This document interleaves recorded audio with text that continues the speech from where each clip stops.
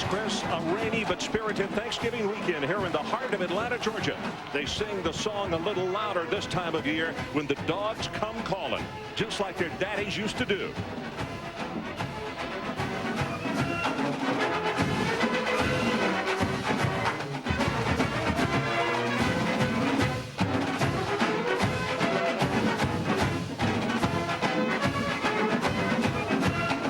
It's the Georgia Bulldogs and the Georgia Tech Yellow Jackets from Bobby Dodd Stadium at historic Grant Field. Just moments ago, the Georgia Tech seniors with their parents recognized in front of this capacity crowd as they get set to play their final home game. Hello once again, everybody. I'm Ron Franklin. First, let me say happy Thanksgiving. I hope it's been an absolutely wonderful weekend for you and your family. You know, this is my favorite time of the college football season because we're coming down the home stretch, and that means one thing: interstate rivalries. Boy, Georgia, just over an hour and a half from here, and there's such a common ground as far as Georgia Tech and Georgia. These people go to work together every day in this huge city. They might share office space. If you live in the suburbs, you may have gone to Tech. Your daughter plays soccer. Her soccer coach went to the University of Georgia. Well, if you lost, it means for the entire 365 days of the year, the cajoling goes on, the needling. That's what a rivalry is all about. Two schools that absolutely despise each other. Well, all of it ends tonight here under the lights at Grant Field. When we come back, Mike Godfrey and Adrian Karsten will join me as we get ready for the kickoff of Georgia and Georgia Tech.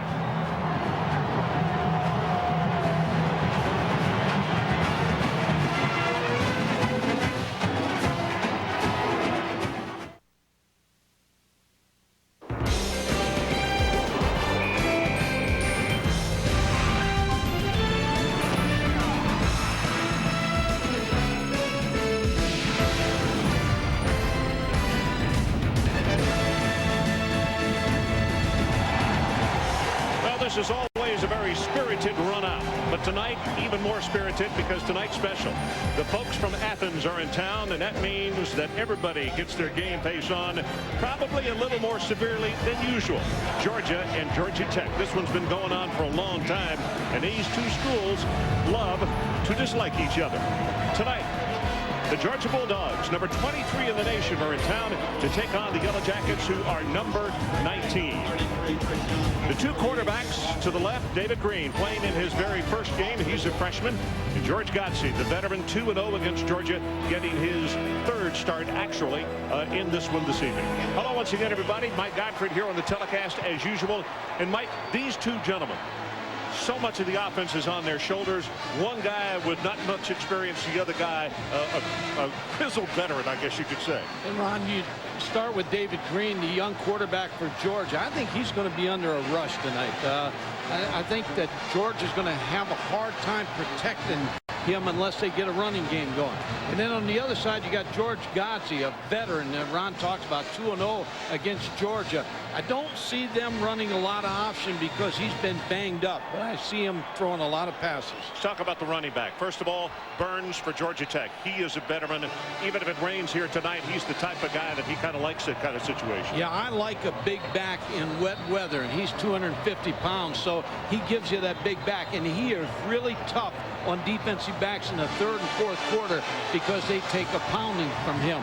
Musa Smith has been injured. They're saying he's going to have to play some tonight because they have a limited number of running backs at Tech or at Georgia this week. And Verron Haynes, a former fullback, is starting at tailback, but they have to get something going on the ground to take the pressure off of David Green. Well, here is a blow for the Georgia coaching staff. Big John Stinchcomb, the regular at right tackle, started 32 of the last 33 games, injured a knee. And you could tell by that expression he is saying, why, particularly before this ball game, and I'm not going to be able to play. First year as the Georgia head coach, Mark Richt, formerly the offensive coordinator for the Florida State Seminoles. And across the way, George O'Leary. 8th season as the head coach here at Georgia Tech. Georgia wins the toss, and they will receive, so Tech will kick it off. And the weather conditions, we'll keep an eye on what's going on here. Under a tornado watch with light rain. The tornado watch is until 9 o'clock this evening. Luke Bonjay has it teed up at the 35, and Terrence Edwards, one of the deep men, along with Fred Gibson for the Bulldogs.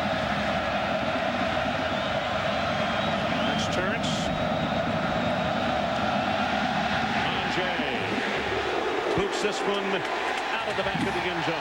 Let's go to the sideline to talk more about field conditions and the weather. Adrian Karsten, what do you see down there, my friend? Ron, it's what I see and what I feel. You need to know how slick this surface can become if those heavy rain comes as predicted. It's been raining for the past 45 minutes on this ryegrass surface. Mark Rick said, you know, this is as close to any artificial surface that they have been on all season long. 21-inch drop from the crown to the sideline, which isn't so drastic in itself. It's when those guys start to try to run outside, they're going to slip and slide. Advantage Georgia Tech, as Mike says, with Big Burns, who runs north-south in that Georgia Tech backfield line. First play from scrimmage for the freshman, David Green. Play action, and the southpaw is going to throw it, has it complete, and he gets it to Randy McMichael, the tight end, and it gives us an opportunity to talk about the starting lineups in this one tonight. David Green, redshirt freshman out of Decatur, Georgia. They list Lithonia, Georgia as his home, and behind him, Verron Haynes and J.T. Wall, Terrence Edwards and Damian Gary, the wide receivers, Randy McMichael, the tight end. And McMichael's catch is going to come back because of an eligible receiver downfield. Yeah, one of the offensive linemen got too far downfield. May have lost his block and then tried to secure it a little bit more and downfield. So David Green probably got rid of some of the jitters by throwing his first pass and completing it. Loses yardage, though, because it's now going to be first down and 15.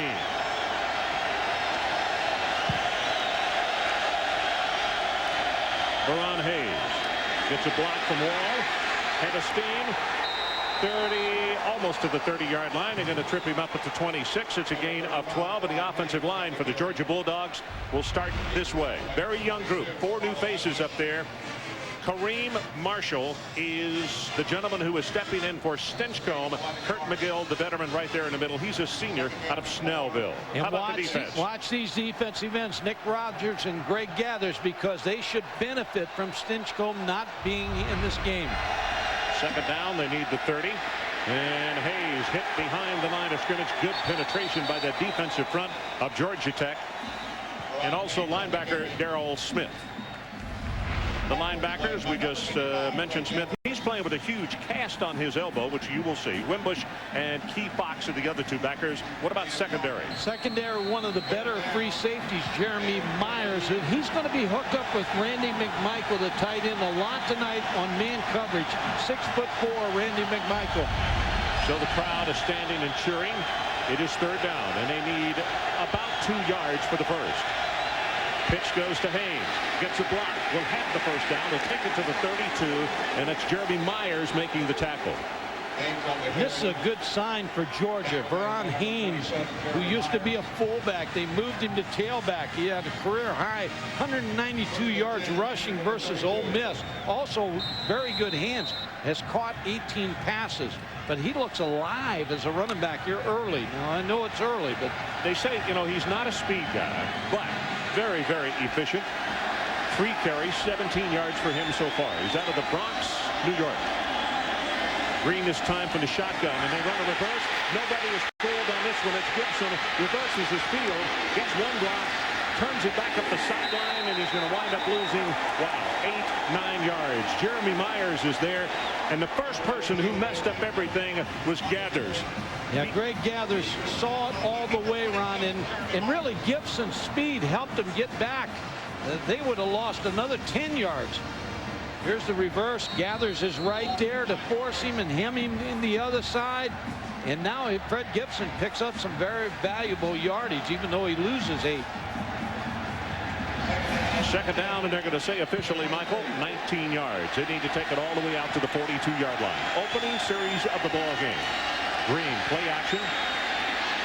Looking. Intercepted at the 38-yard line. Nope, couldn't hold on. That is Wimbush, the middle linebacker, and Ricardo almost had the dream of the big rivalry game, and that would be to come up with an interception. And Alfred Malone, the tackle, put pressure on David Green, and David Green has time, but he gets hit as he throws the football, and it looked like he was throwing off his back foot and couldn't get anything on it. Yeah, Malone put so much pressure on him, he just had to get rid of it and threw it, as you could see, short. Ball could have been intercepted. Third down, 19.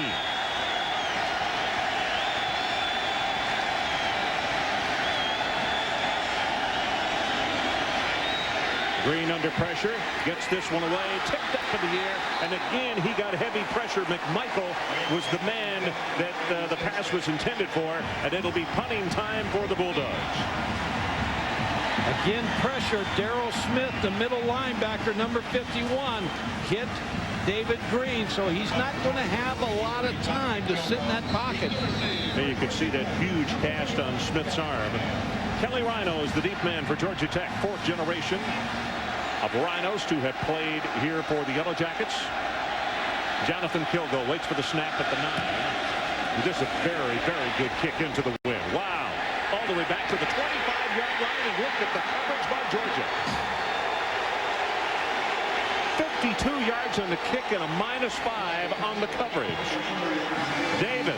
Ryan Davis on the tackle. George Godsey. As we said, he has graduated in May, is now in graduate school, and he has Joe Burns and Jonathan Jackson behind him. Smith and Campbell, the wide receivers. Campbell's been out for a couple of games with an injury, and the veteran Russell McVay, a senior, at tight end. Wants to throw on first down. Near side of the field, incomplete. He trapped it. Pass intended for Campbell, and it gives us an opportunity to check the offensive line for the Yellow Jackets. 4 new faces here. Nat Dorsey, the left tackle, is only 18 years of age. He was 18 the middle of September.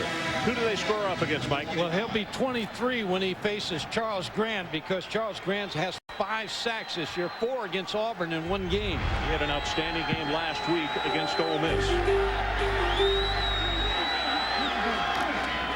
They hand it off on the reverse, and that's Glover.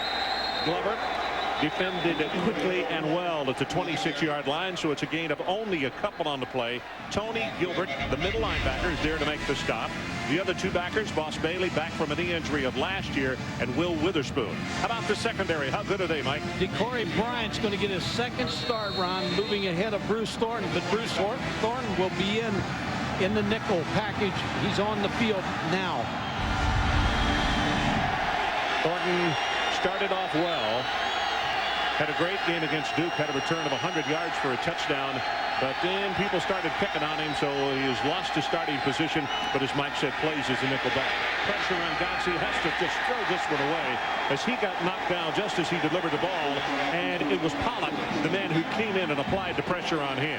Usually happens in a big game. You just kind of feeling each other out. The players really trying to go, and they want to go. Chris Morehouse to do the punting. Damian Gary, the deep man for the Bulldogs. Georgia forcing the headhunters to come back inside.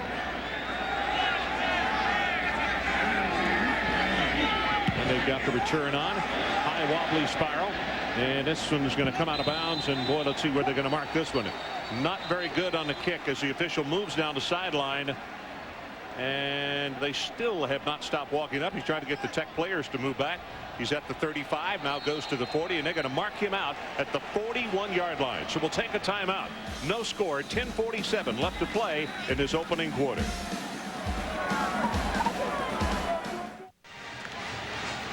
Well, Uga's enjoying himself tonight.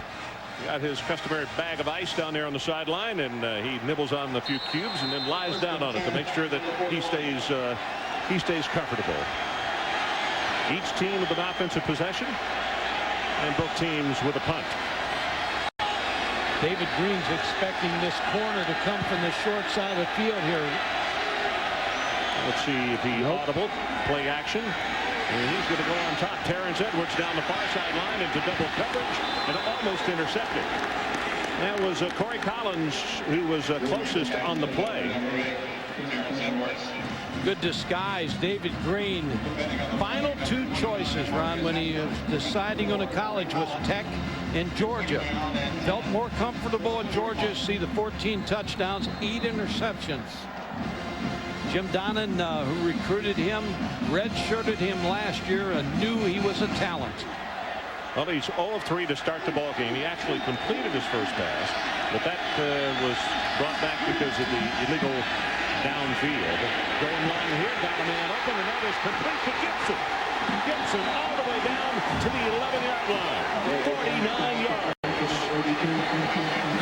Fred Gibson has a knack for the big play. 4 of the 5 Georgia largest plays from the line of scrimmage he's been involved in. The coaches say he has really come on in the last 2 or 3 ball games. He didn't play high school football till his junior year. He was in the band. That had to be a good band. Look at him. He's 6'4", and you can see Hester. He had him beaten all the way. So they scrimmage from the 11. Straight ahead, Haynes, and he'll take it down to around the 8-yard line. Gary Johnson making the tackle for Georgia Tech. Yeah, Georgia can beat you either way. They played against Auburn, had 302 passing yards.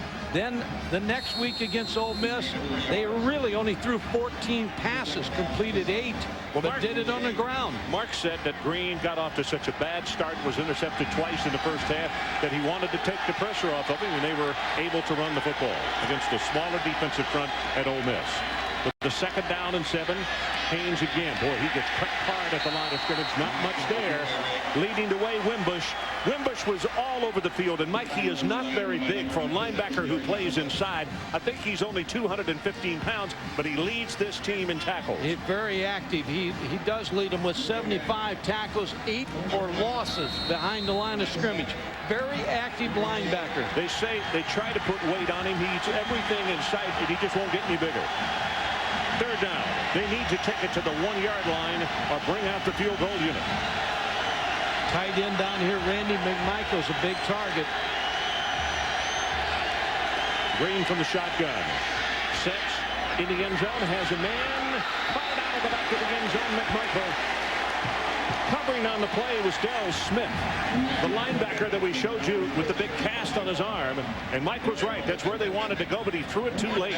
Yeah, he has 23 receptions, and when you come down inside the 10-yard line, when you got a tight end who's 6'4" and a very good receiver, you want to throw him the football. Flag down, and we'll check that marker. Steve Shaw is our referee tonight, which of course means this is a Southeastern Conference crew. After the play, dead ball, unsportsmanlike conduct against Georgia, 15-yard penalty. Wow. It will be 4th down.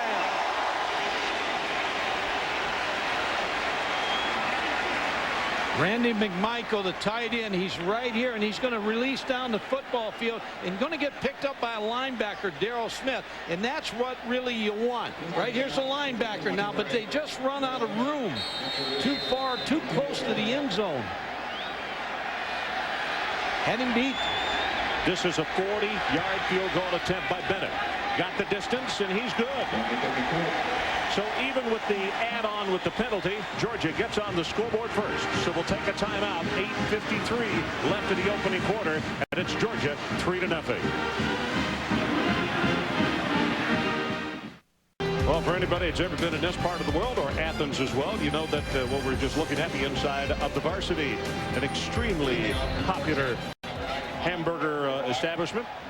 McMichael is the one that the penalty was called on, and we'll check with Adrian here in just a minute, and he'll give us more specifics on what happened. But there's some people standing beyond the end zone, and he got angry at one of them. Here's the kick.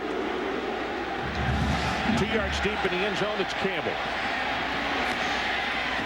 Breaks through the first wave and then is stopped at the 24-yard line.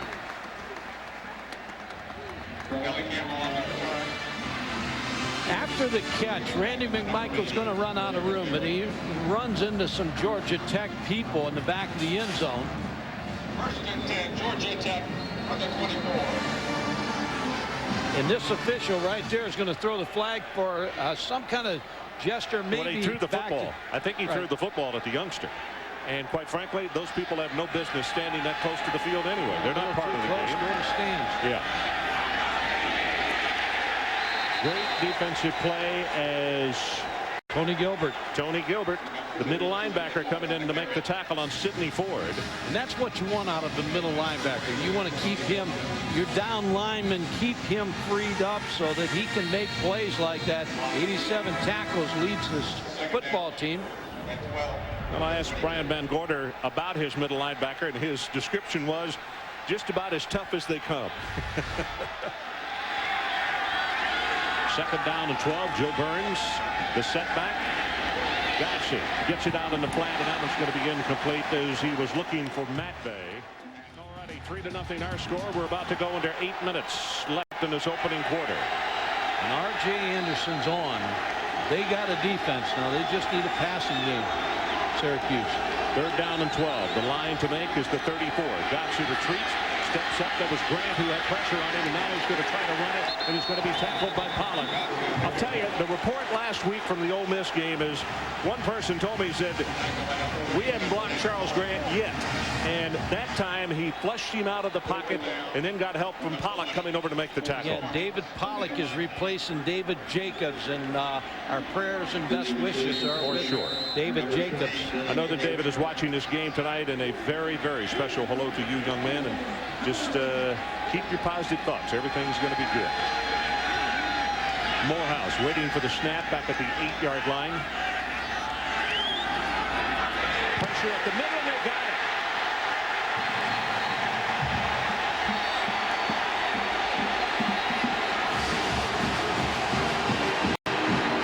Gary Collier, run number 39. See, Georgia's making big plays. They get the punt block. They got the long pass play to Fred Gibson. So they have the edge here. Here's the snap. Missed blocked. Georgia in business. So the Bulldogs take it over. Their line of scrimmage is the 26-yard line. Terrence Edwards in motion. Play action. Lots of time this time. Going for the end zone. Looks for Edwards. Boy, hit him in the stomach. And goes incomplete. And that was Marvius Hester, who Georgia picked on earlier. Yeah, Marvius Hester, you always tell defensive backs to go get the ball at its highest point. He almost waited too long and allowed Terrence Edwards a chance to make that catch. But they are working on Marvius. Mark Richt, as we said, first year at the University of Georgia, the longtime offensive coordinator and quarterback coach for Bobby Bowden down at Florida State. Second down, here comes the kitchen sink, and he throws the pass, the hot route. Well, nobody turned around in time. Damian Gary is who he wanted. Keith Foster, number 54, one of the linebackers, a sophomore from here in Atlanta, was coming after him quickly. As a zone blitz, Ron, and Alfred Malone, number 92, popped out. You're going to see him pop out right here at 92. He's on the blitz. He's got the receiver. He's going to bounce out and try to pick up the back out of the backfield. Now, if he'd have got time there, they'd have been able to get that ball to Damian Gary. Third down. They need to take it to the 16-yard line. Georgia leads 3-0. They'd like to come away with something more than a field goal following the blocked punt. Green, pressure on him, gets it out here in the flat. Flag is down. That's Gary, and Gary's going to go for short yardage. He will not have the first down. And again, Key Fox applying pressure, and I think he was held, don't you, Mike? Yeah, I without a doubt, I think it's going to be a holding call against Georgia. Yep.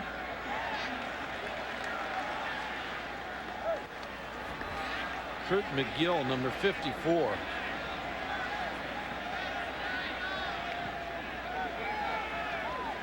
Let's go, baby, let's go.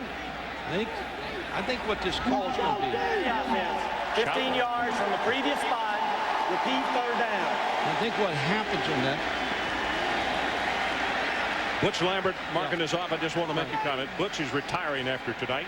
28 years in the conference. His dad was an official in this conference for 29 years. Yeah, and I think the call he makes, Butch Lambert, is a high-low block, where the center sets him up, and then all of a sudden you get the down block here. Greg Gathers was the guy. Kurt McGill set him up.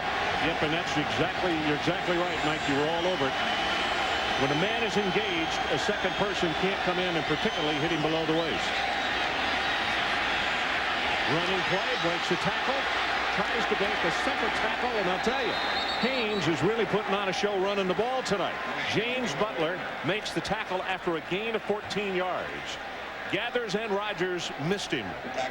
It was a strange play because I think the ball was snapped and nobody moved.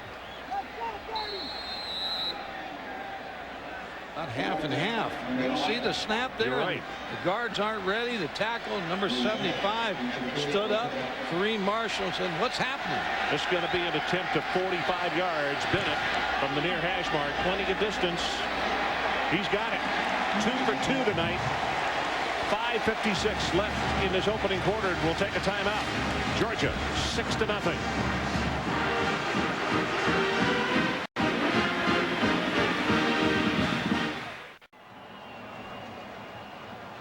Well, but a few raindrops coming down here in Atlanta, but not nearly as bad as they said it might be. We keep our fingers crossed. Tornado warnings until 9 o'clock. There you can see the rain as we see a contrasting shot looking at Old Glory.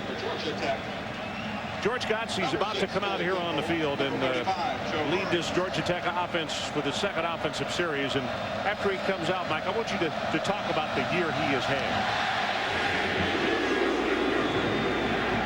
This is returnable. 1 yard deep. This is Campbell. Ooh, he gets flipped down hard at the 20. Last time we saw George Godsey, he injured his knee, had to have surgery, and he's had a good senior year, but not a great senior year, Mike. No, Ron, when you look at George Godsey, I think first of all he's beaten up physically, and I haven't seen an option play yet out of Georgia Tech, and Georgia Tech likes the option, but they can't take a chance on getting him hit anymore. Now, George O'Leary says he thinks George Godsey's the ACC Offensive Player of the Year. I'm not sure I agree. I like Sean Hill from Maryland for that award, but George Godsey, a very, very good player. Let me say this also, Mike, we all pick favorites, guys who we really like over the years. This is one of my favorite athletes, basketball, football, baseball, anything. He's already graduated in industrial and systems engineering and is in graduate school with the main focus on manufacturing and logistics. So he gets it done in both the classroom and also on the playing field as they are successful on the running play, but it's going to come back. There was a flag down at the 27-yard line. Burns tackled by Witherspoon.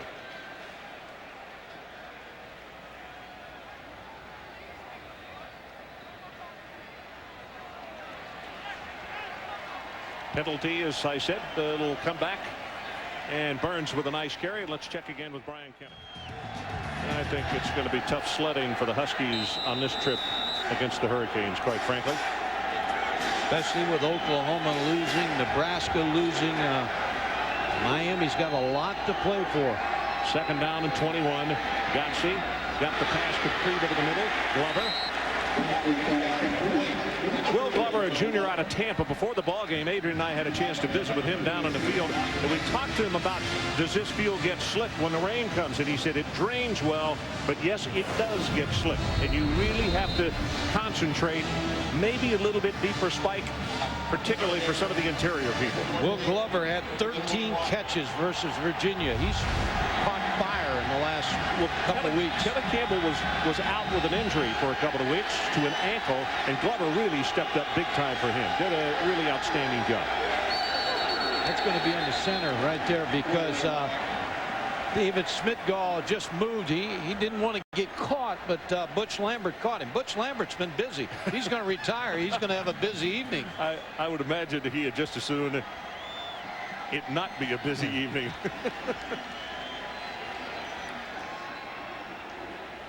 You look at George O'Leary, and I think Georgia Tech has to feel pretty good about this way this game's gone. They're only down 6-0. They've been able to hold Georgia. And they played horribly on offense. And they played horrible on both sides of the ball. It may come back to haunt Georgia that they haven't been able to push one in. Hard to win a game like this. How many times have you heard it said? With field goals. Third down. They need 18 yards. Godsey, deep retreat. Grant with pressure. Pass is caught at the 28-yard line. And that's going to be Kelly Campbell, and he is thrown back. And a celebration by the defensive secondary of Georgia as DeCorey Bryant had the coverage, and he was not going to be beaten. No, a good hit by DeCorey Bryant after the catch on Kelly Campbell. Morehouse to kick again, waits for the snap at the 15-yard line. Third punt by Georgia Tech tonight. Georgia loads up the right side. Let's see if they come after the kicker. Nope, they got the return. Driving spiral. Good heavens. This may be out of Fulton County. Goes all the way into the end zone. And the line of scrimmage was, what, the 29-yard line. 71 yards, and that is a career high. Adrian Karsten, what you got for us? Ron, on the defensive line for Georgia tonight, you're going to see a lot of number 47s or 96s in one way or another. Every one of these players behind me and every coach is wearing number 99 on their uniform. That for David Jacobs at 22 years of age, 10 years ago today, suffered a stroke. Emory Medical Center in Atlanta tonight, out of intensive care, begins rehab on Wednesday. A brain aneurysm. I spoke with the doctors prior to the game. He's made a huge recovery in a very short period of time. Okay, Adrian, 10 days ago, scary times. Wimbush makes the tackle on the play, but there it is right there, his number. And he knows this, but we just want to reiterate how much everybody on this football team is thinking about him, David Jacobs.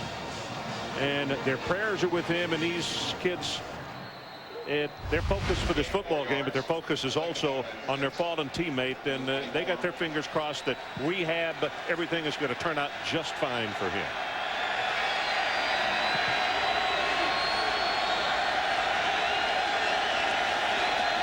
Second and 6, this time to the left side. Haynes going to have the first down as he'll take it out over the 30. Look, I'm not so sure they couldn't just keep doing a steady dose of this with the blocking they're getting up front, and he is a power runner. He really looks good to me. Verron Haynes talked about his Ole Miss game, and he just kind of come out of nowhere for this team to really develop. Lucius Smith waiting his chance. 8 carries, 45 yards for Haynes. A really impressive start tonight. They give it to him again. This time to the right side, breaks off the tackle, and he'll go across the 35 to the 36. And the thing that the Georgia coaching staff has to like about this kind of situation, they're just eating up clock, and Georgia Tech, whose offense is sputtering tonight, unable to get back out and get their machine going. Sets up the play action pass too. When Verron Haynes becomes a weapon in this football game, now all of a sudden you get wideouts, Terrence Edwards and Damian Gary and Fred Gibson open on the outside, because all of a sudden the safety's got to react to the run. Musa Smith is in the lineup, number 32. Big sophomore out of Elliotsburg, Pennsylvania, and he gets the carry straight up the middle. 40, 41, 42. That's enough for the first down, I believe, and Gathers is the man who made the tackle. Brian Kenny. When we did Boston College, I know we all got our favorites, but I think William Green is as good a running back, I think, as we've seen this year.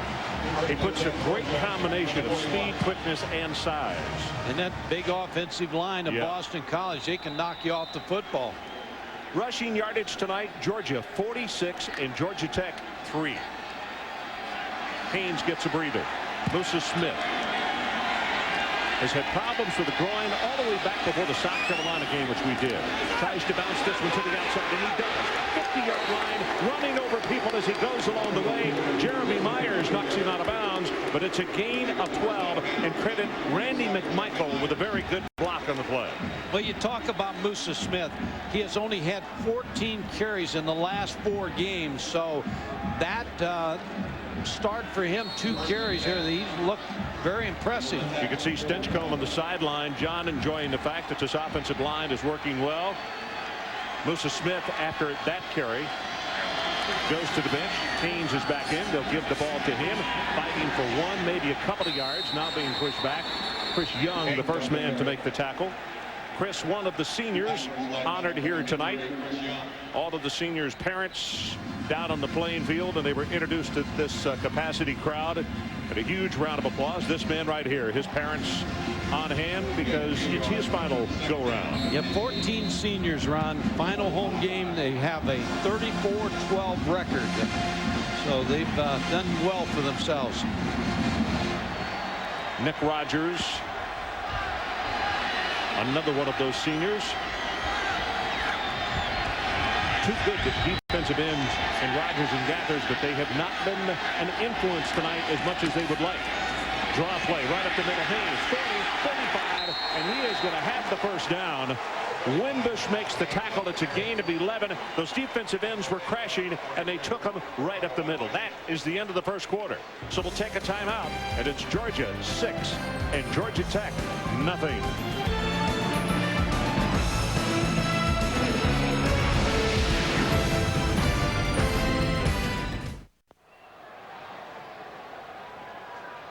Welcome back to Atlanta, Georgia. The Bulldogs 6, Georgia Tech nothing. 8th play of the drive coming up. It is a 1st and 10. The ball just inside the Tech 35. And about the only way you can address that opening quarter is a late wake-up call to the Yellow Jackets. Offensively and defensively, they do not have it going as yet. As Haynes cut back 30, 25, 20, 15, carrying people with him. It's going to be 1st and 10 at the 11-yard line. 24 yards on the carry. I don't know how they found Verron Haynes, but it's a good thing they found him to play tailback in this offense, because he makes people miss, and he's hard to must be hard to tackle. He does a nice job cutting back here. Good job by the right side of the offensive line. Kareem Marshall, Kevin Breedlove. Mike, let's make a point. The rains are really starting to come down now. An early lead could be huge in this ball game. Haynes loses the football, and he'll make his own recovery. But a big defensive play by Gathers, and a flag is down at the line of scrimmage. Where that's called, Ron, it may be a motion or maybe offsides.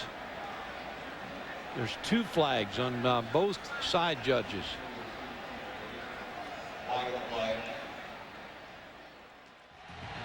More fun ball game there. 2nd down following the penalty. 17 yards to go. From the shotgun, Haynes. Left side, 15. And they still can't get him down. They're going to wrestle him down at the 13 as the ball came loose. But the play was over. Chris Young is the man who was trying to bulldog him down. So the game track. Georgia's special teams. Collier with the block. It's his 3rd of his career. 2 field goals. And Georgia Tech only 23 yards in that opening quarter. And for Godsey, 2 of 5 for 20 yards. Again, Georgia Tech may hold Georgia to a field goal attempt. And the fans here are booing because they think it was a fumble by Haynes. 3rd down. The line to make the 1.5-yard line.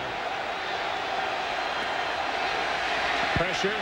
And he's going to go down. And now here comes a flag. Nick Rogers is the man who got it.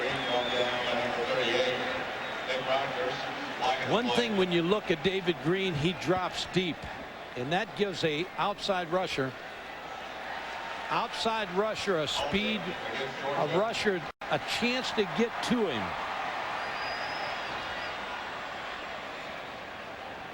Well, it also hurts the tackles because it gives him a worse angle. Yeah, it really does. And so when you go that deep, Greg Gathers is the person that's going to be held. You're going to see the George Foster here. Big time wrestling. From the 15.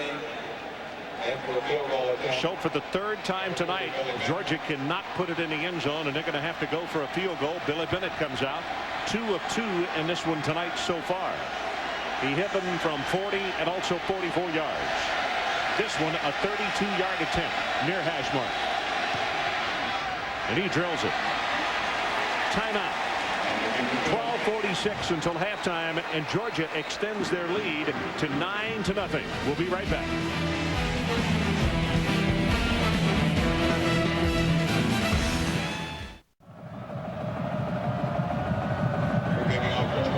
Nothing. Georgia leads over Georgia Tech, and we'll see if this offensive series right here is the magic for the Yellow Jackets, because they have just not been able to get anything going. Kerwick will kick it off for Georgia.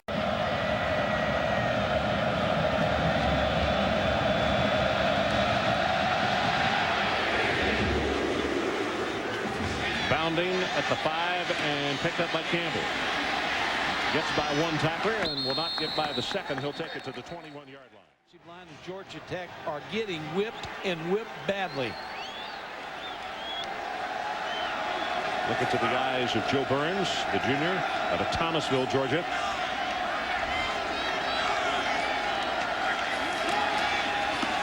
He gets the handoff. They run Burns into the short side of the field, and they are there. That's Wansley leading the attack defensively. And now you hear some of the crowd getting a little bit restless, a scattering of boos. The other thing you've seen so far in the first quarter and the start of the second quarter is Georgia Tech not getting anything on first down. You're right. They're always behind the chains in all long yardage situations. So Georgia, the Bulldogs are doing exactly what they want. Third down. The line to make. They need to take it just across the 30-yard line.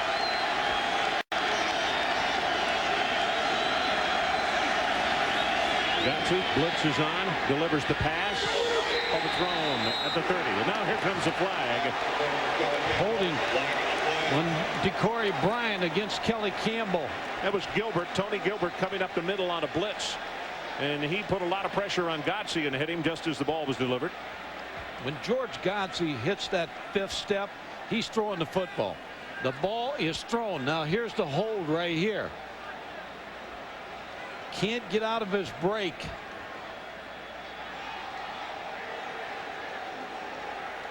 Kelly Campbell missed the last 2 weeks.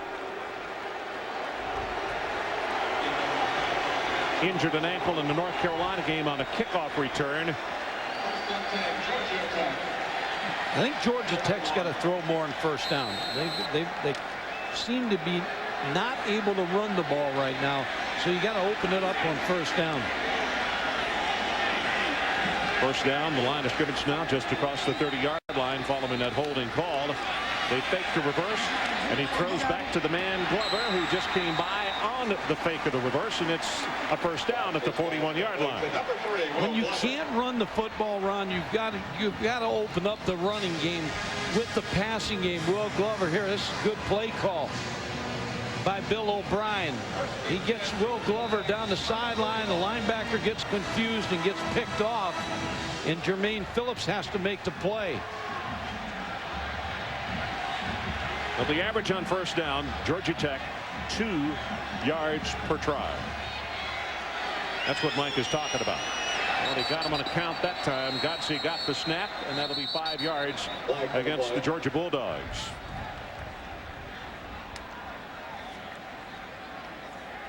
Looked like Ken Veal. Several people jumped, but Veal was the first one.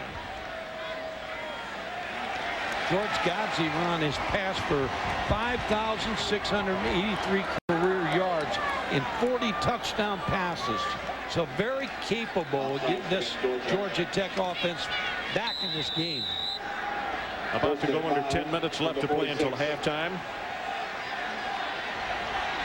Ford in the ball game at tailback now. He gets the pitch. That one was not exactly directly to him, and they're going to knock the play down. The 5 yards they gained on the offside, they just lost. Witherspoon is right there to just mess up the works. That play blew up from the start. You'd like to lead the pitch back, and it looked like Sidney Ford waited for the pitch. Kind of stops a little bit and gets confused where the pitch is at. Will Witherspoon made him pay. So second down, they need to take it just across midfield to the Georgia 49-yard line. Joe Burns back on the line at the tailback. Here comes blitz off the corner. Quick pass, and Glover could not hold on to the ball.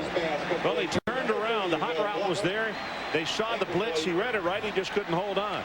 He didn't. He should have made that catch because George Gatsby threw it exactly where you have to throw it. Gilbert was coming after him, though, wasn't he? He was very close. Will Glover's got to bring that one in, though. Gatsby now 3 of 7 for 30 yards. Third down.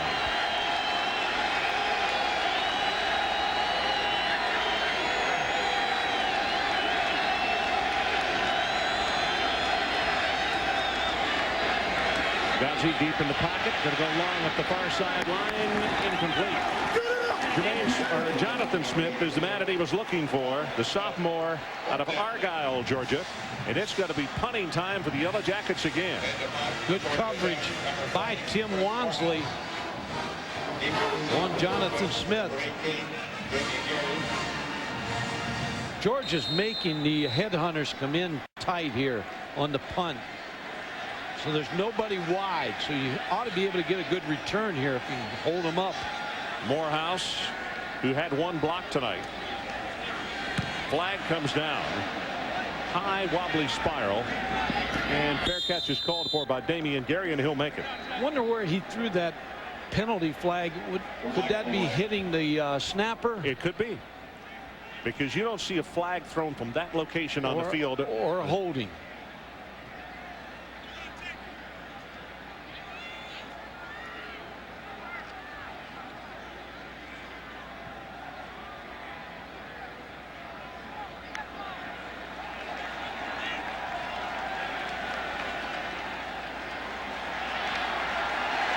Well, that's big. Bruce Thornton, number 7, may have been on him.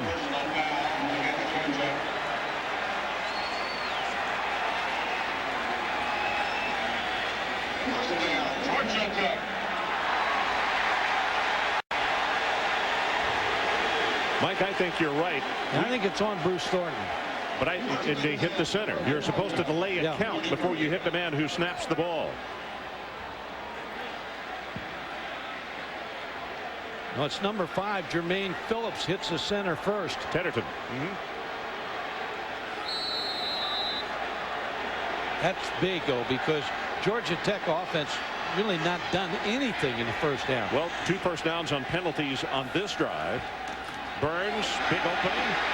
And that's a good open field tackle by Gilbert. I'll tell you what, if Gilbert doesn't get him, then he's got some big yardage coming down the sideline. Here's the play. Here's number 5 right here. Jermaine Phillips. As soon as the ball snapped, he levels there, hits the center. And also number 7, Bruce Thornton. So I believe that's the call. As up 2 years ago, wasn't it, or right. 3? You had to delay a count.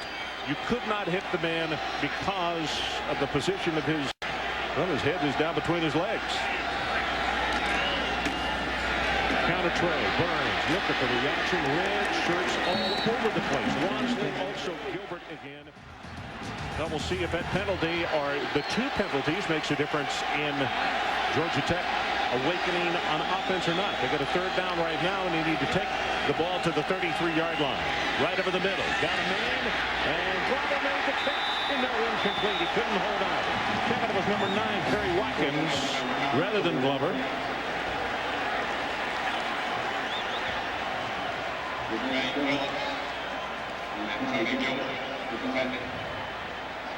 When you look at this play, Will Glover's pretty well covered, but he has a chance to make that play. Watkins, I'm sorry, it's Kerry Watkins, number 9. It would have been a great catch if he would have been able to hold on. They're going to go for it. 4th down. You got to, because you got to get something going here offensively. They need to take it to the 33-yard line of Georgia to keep it going. Blitz right up the middle. Gilbert is after him. Pass is caught. Jonathan Smith. Whew.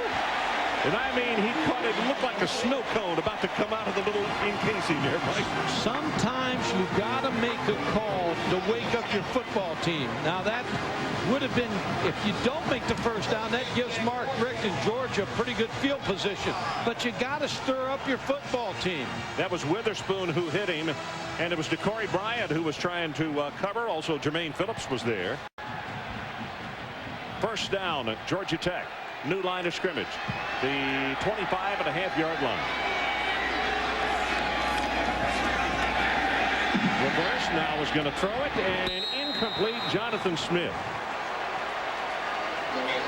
Adrian Karsten, what do you got for us? First time I've seen a sense of urgency by the Yellow Jacket offense down here, primarily because Godsey came off the field just before that penalty was called in the punt. He pointed it off the line and said, "You block." Looked at Burns, pointed at him and said, "You run." Looked at Kelly and finally said, "And you catch the ball."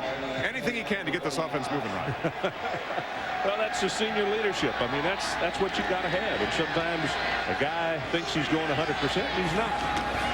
Burns right up the middle, puts a head down, breaks a tackle inside the 20, and he's down almost to the 15-yard line. DeCorey Bryant made the stop. Well, Adrian was talking about that, and he told Adrian to report, too. But Joe Burns listened because he roars right up the football field. And he's a big-time back. Schmidgall with a very good block, number 61. As you look at Joe Burns, Schmidgall are going to bring in the change. Schmidgall is a great story, Mike.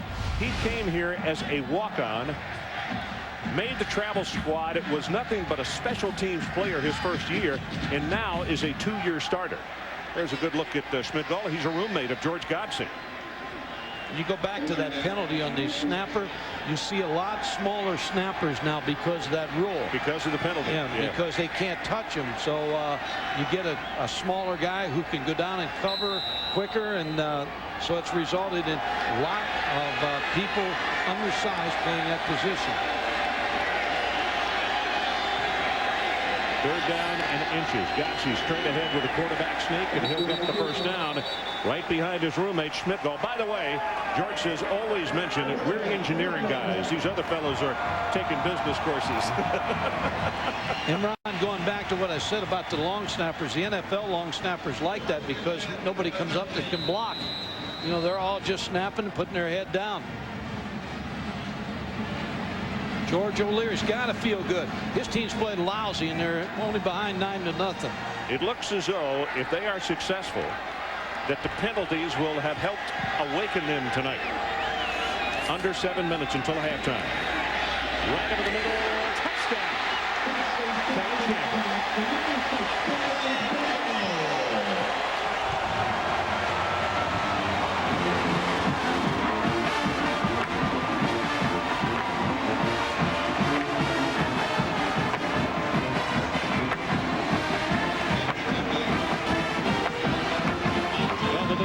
By the senior quarterback helped, but also 2 first-down penalties helped tremendously as well. Extra point by Munjay. And just like that, because George has been kicking field goals, 1 touchdown, and the Jackets are right back in this one. We go to break. Our new score, Georgia 9 and the Yellow Jackets 7. Some Georgia fans at ESPN Zone in Buckhead.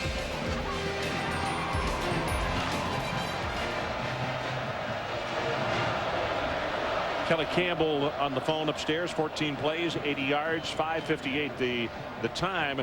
32 penalty yards on the drive, and as we mentioned, 2 of those for first downs. So we'll see if Tech has for sure wrestled away some of the momentum from the Bulldogs of Georgia. Terrence Edwards, one of the deep men. Majay kicks it off. And this is Gibson. Tries to turn the corner, can't do it, and loses the ball. Georgia Tech has recovered.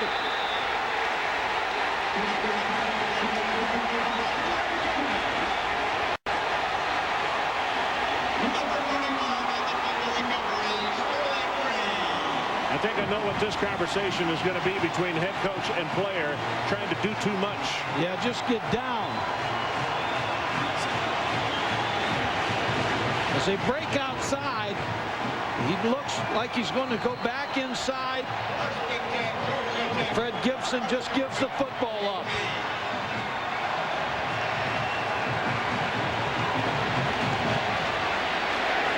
Yellow Jackets will scrimmage from the 18-yard line. Sidney Ford, the tailback this time. And they'll give it to him. They run back into the short side of the field. And he's going to have maybe 3 yards in the play. Under 6 minutes to play until halftime. Play action by Godsey. Under heavy pressure, flag is down, and he'll slide down at the 8-yard line awkwardly. Veal with a lot of pressure, and I think maybe he was the one who was held.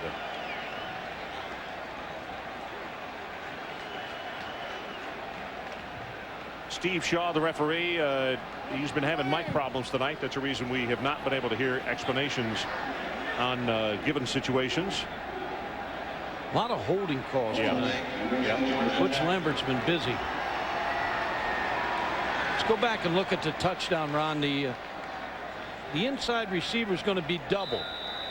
Wansley on the outside's got the post all by himself. They sit down on the inside receiver. Wansley lets Kelly Campbell go. Touchdown. Burns and Ford in the lineup. Burns at fullback this time. Here comes a blitz off the corner. Got him open. Down at the 10-yard line, Jonathan Smith. Now let's see from where they're spotting it. It's not going to be first and goal. It's a gain of 16, though. Wansley off the corner with the pressure. But he was picked up, Ron. You like your backs to pick the blitz up. They brought the corner, and the back picked him up and gave George Godsey time enough to throw. Joe Burns with a good block.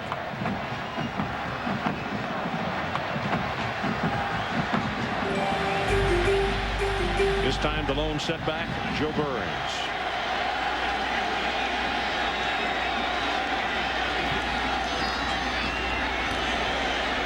Looked for the corner of the end zone, and he overthrew it early, had him open. Watkins, and you hear the groan from the crowd. Another groan came from Watkins because he knew he had 6. Joe Burns got the fake and blocked Tony Gilbert. And George Godsey really has more time than he thinks. Here's the block right here. So Godsey now has a little more time, but he needed to throw the ball a little sooner for Kerry Watkins. Luke Monjay to attempt the field goal. 28-yard attempt right down the middle. Got it. We'll take a timeout. 4:29 remaining until halftime. And for the first time tonight, the homestanding Yellow Jackets are on top on the scoreboard. Cloudy, overcast night, but thank goodness the rains, for the most part, have stayed away. And we've got a shootout, just what we expected. Georgia Tech's wake-up call came at about 8:50 Eastern time. Georgia has owned this first half, and in about 2 minutes, Georgia Tech has turned this thing completely around, and they lead it on the scoreboard. Yeah, Fred Gibson would like to make up for his fumble. He'd like for this kickoff to come to him. Well, he's going to get that opportunity from the 6. Return to the right. And he takes it out to the 28-yard line. Myers there defensively. Now we'll see how this affects the young quarterback, David Green, now playing behind in Georgia Tech's defense, which has been owned except when they get inside the 25-yard line. Mike, as a head coach, you've been in a situation like this before. Does it change your play calling also? No, you got to stay with your play calling, but you got to stop the bleeding a little bit. Your team's bleeding a little bit. 4 minutes, 17 seconds remaining until halftime.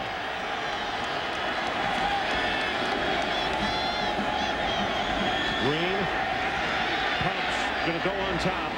Edwards had a chance to make the reception, couldn't hold on. Marvius Hester, they had some help for him, but not close enough.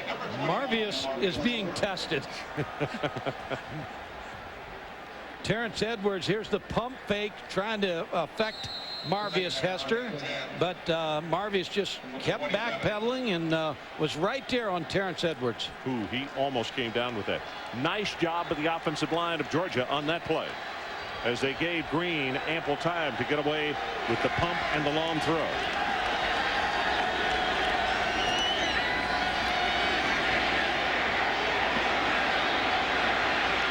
Still on his feet, did not slide, and he'll take it all the way to the 43. Hester has to come over to make the tackle, but he picks up the first down, +7.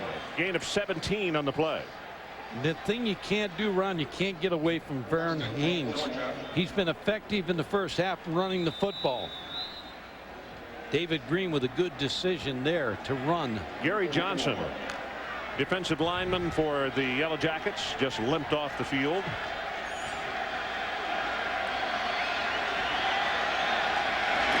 First down. Haynes bounces off the tackler, crosses midfield, down to the 48.5-yard line. You got to stay with him. Now he's hot. That's 8 yards on first down when Verron Haynes carries the football. A big back at 223. Nick Rogers making the tackle. A lot of the Tech faithful thought that Nick might have a very big game tonight. He's a senior, named a captain for this one. Has not had as many big plays is this year as he has in past seasons. No, it's in the other side. Greg gathers. Haynes. Verron Haynes tries to bounce it to the outside. Too many gold helmets in the vicinity, and he will not. Well, he may have the first down. I think they're going to give him forward progress. Wimbush is the man that strung it out and didn't got a lot of help.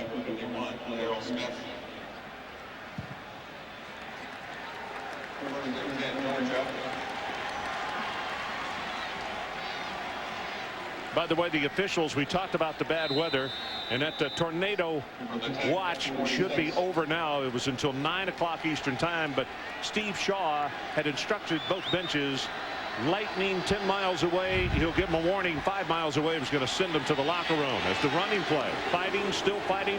Musa Smith is going to have about 5 yards in the play. Myers defensively. And that brings Jeremy Myers, the safety. Danny Crossman, the secondary coach, said he's one of the smartest football players he's ever coached. Myers, 3-year starter. You got to be good to do that in a Division I program, Mike. Yeah, without a doubt. And 7 career interceptions, 3 this year. He's on the dean's list, and he does it all in the secondary. Verron Haynes back into the ball game at tailback. J.T. Wall, number 49, is the fullback. Play action, and Green gets it away, has it complete to 82 Gibson. Fred Gibson, who had the long reception of 47 back in the first quarter, is good for 18. Myers on the tackle, and this is a good comeback for Georgia. It's good play mix, and David Green really is the center of all this. He ran the scramble for big yardage. He's throwing under pressure. Hits Fred Gibson, who's a big-time target, 6'4", almost got away from Jeremy Myers. But here's where they got to punch it in, though. They got to get 7, not just 3s.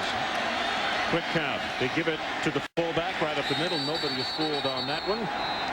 J.T. Wall gets a rare carry as Nick Rogers makes the tackle. J.T. Wall, former walk-on that earned a scholarship this year from Mark Richt.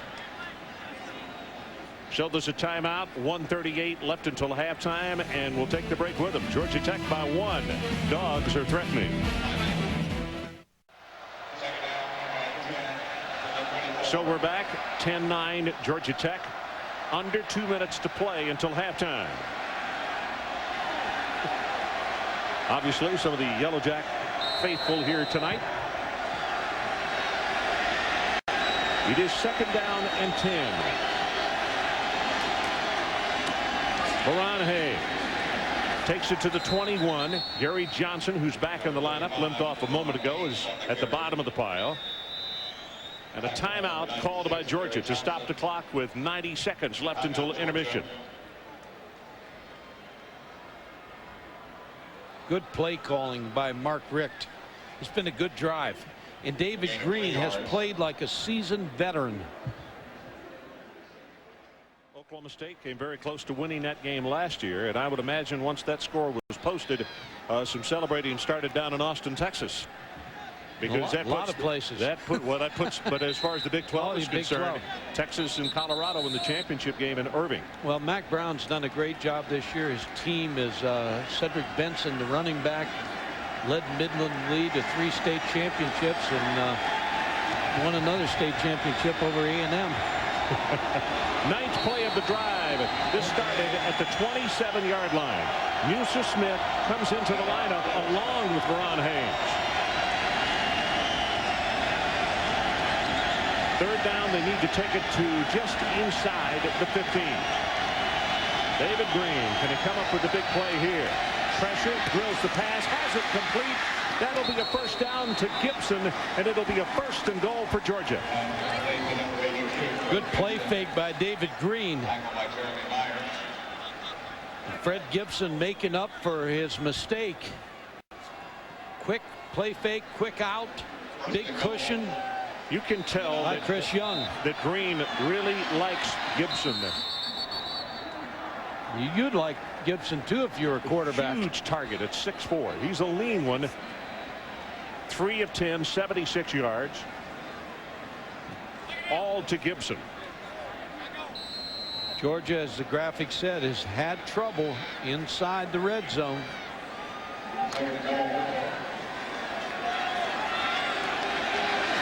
1:19. That's what they had left until halftime. One timeout for Georgia. Play action to Haynes, right over the middle, wide open, and he overthrew Gary. Oh, good heavens.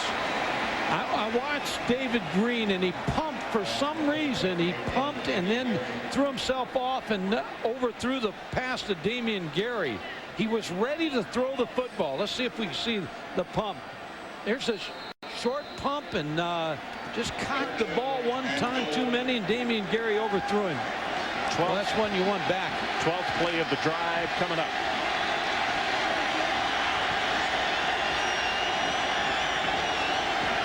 Third and goal. The pitch to Musa Smith. Great defense. Georgia Tech is going to lose yardage back to the 11-yard line. Marvius Hester. Marvius is marvelous on that play. And again, going to get them to settle for 3 points. They're going to talk about it. This has got to pain the head coach no end. It really does, because it just comes back to haunt you. And plus the fact, Mike, this time they had a 1st and goal. Had the ball inside the 10-yard line. 40, 44, and 32 yards. The field goals that he has hit so far. This one a 28-yarder. And a tip from the near hash mark by Bennett. Make it 4-4. 64 seconds left until intermission, and we'll take a break. Georgia goes back on top. It is 12-10 Dogs. So his team has dominated, but they only have 4 field goals to show for it. And I say only. That's 12 points, but still, this time they had a 1st and goal and unable to push it in. And you just have to think that that's going to come back and give you heartburn, because you can't win it with just field goals. They have dominated Georgia Tech. And when you look at the scoreboard, you figure they're ahead by 21 points. They're ahead by 2. Kerouac to kick it off. The ball came off the tee.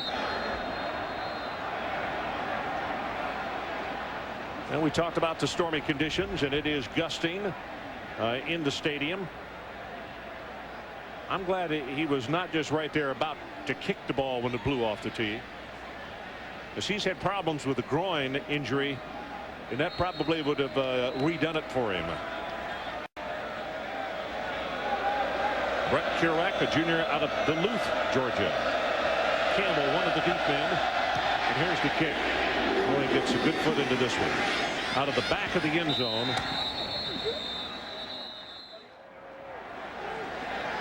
The Georgia fans have got to be happy, but on the other hand, they got to be thinking just what you're thinking. You know, they say we have dominated this first half, but we don't have a lot to show for it. It's an interesting night with the Sinners tonight also, hasn't it? Really, the penalty flags have been flying.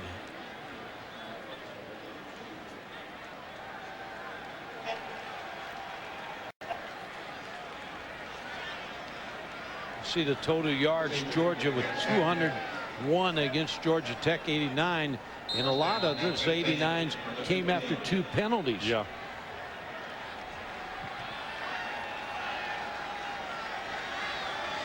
Georgia 67 yards in penalties in this first half. Blitz coming up the middle, right over the middle. The pass is caught by Watkins. And with the secondary playing as deep as they are, stop is made after a short gain, and timeout called by Georgia Tech with 55 ticks on the clock.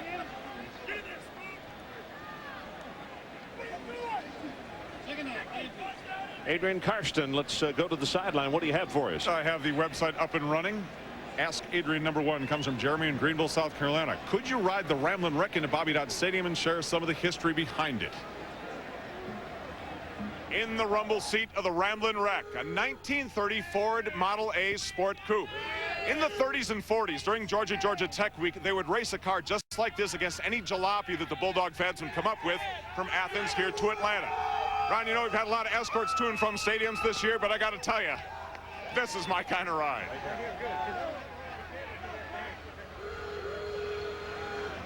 Okay, Adrian, that's you know, it's interesting. I was walking with my neighbor, and he didn't realize that the song goes Ramblin' Wreck from Georgia Tech and a heck of an engineer, and he was asking me, is there a story behind that? And I hope he's watching, because where it comes from. Adrian didn't fit in that car. Well, he was in the rumble seat. Yeah, he doesn't fit in any car. Only in the rumble seat. Wansley shows blitz off the corner. Now he backs off. Here he comes again. Quick pass. Incomplete. Gilbert with pressure, and also we talked about Wansley as Goose is picking himself up off the ground. He got banged down. If I'm Georgia right now, Mark Richt, since Georgia Tech's used their timeout, if I can stop them right here, they blocked one kick, one punt, and I'd go after the next punt. Mark Richt looking at he's got one timeout left to use. The big down for Georgia right here to stop him. Third down. They need to take it out to the 30-yard line. Godsey got it complete. Enough for the first down to Watkins. And they will give him forward progress to the 32. George Godsey hit Watkins on the slant against zone coverage.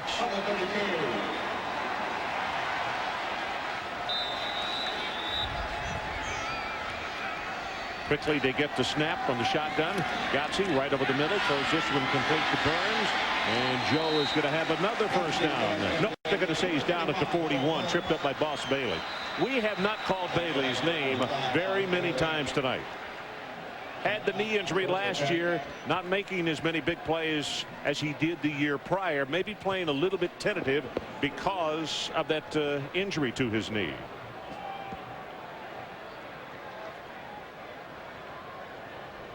So, Mike, when you go in at halftime, I'd be really interested to see what both coaches have to say. I'm sure Mark Richt's got to say, hey, guys, we have to score touchdowns. We've got to stop getting penalties. Yeah, Mark Richt's going to talk about red zone offense and special teams, because I think special teams have been good for him, except when they fumbled the kickoff. On the other side, if you're George O'Leary, you got to feel real good about the fact that you're only 2 down, but they still have a chance to kick a field goal here if they get about 30 more yards. So I think both coaches are going to work with their offenses.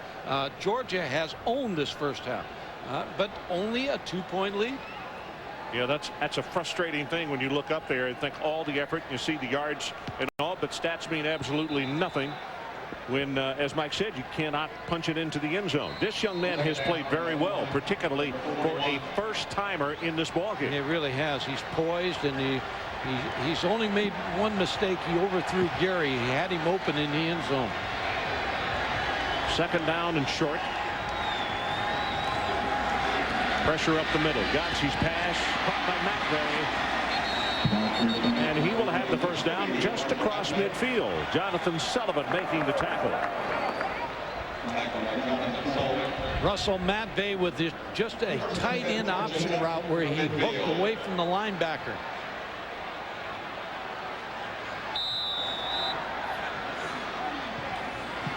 Godsey pressured, got it away and had it complete. Short yardage to Watkins, and boy, then he got blasted. We got to use their last timeout. Charles Grant, number 19, was all over the senior quarterback.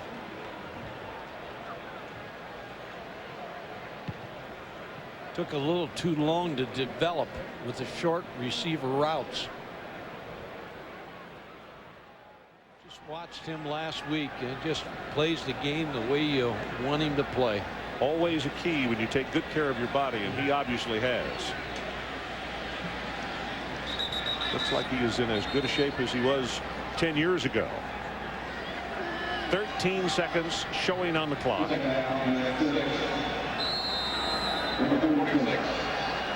Georgia Tech needs about a 15-yard route right here.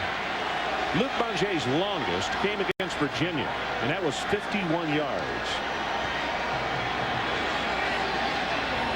So they need to take this to around the 34-yard line. Godsey, Grant again. Charles Grant has just been tough as can be the last few weeks on quarterbacks. He has been putting pressure. And that'll be the final play of the first half as they head to the locker room. Both sides are up and cheering. Georgia Tech's got to feel very fortunate to be in this ball game the way they have played. Adrian Karsten, let's check with you as they head to the locker room. Mark, it's got to be frustrating to come in here, dominate Georgia Tech in the first half, and only come away with field goals 4 times inside the red zone. That's all right. I mean, we want touchdowns. We're in good shape. We're moving the ball.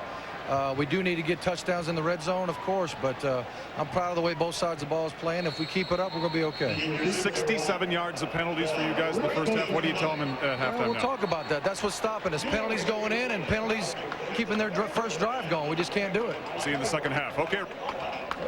All right, Adrian. 12-10 our score at halftime, and let's send it back to the studio. Brian Kenny. At home in Atlanta with the Yellow Jackets. So welcome back. Georgia 12 and Georgia Tech 10. Our score at halftime.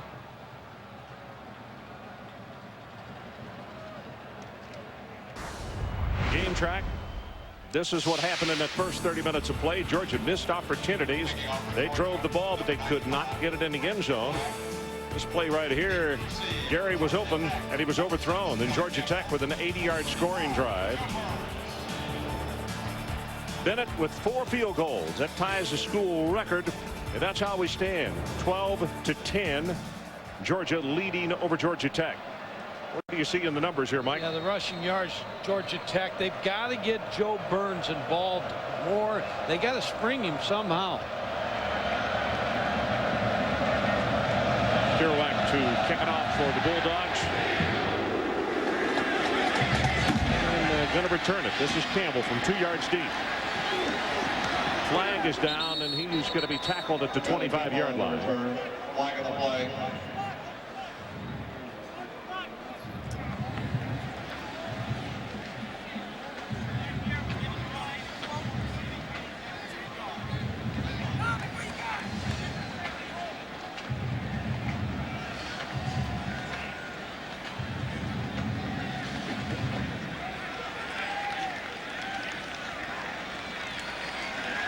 So Georgia Tech is going to start off in the hole because of the holding call. The thing that amazes me in looking at these stats, we saw only 7 yards rushing by Georgia Tech, but the fact that Georgia has only completed 3 passes, all of them to Gibson.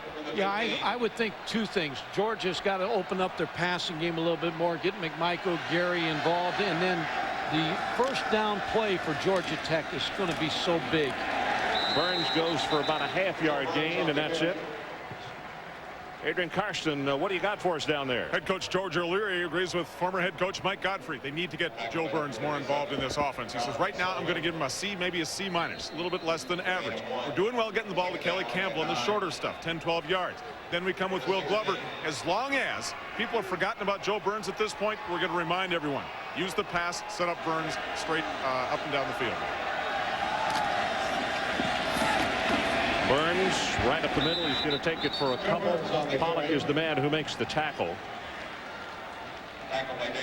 And you can see right away George O'Leary got to take some pressure off your quarterback with the running game, and 7 yards for Joe Burns in the first half.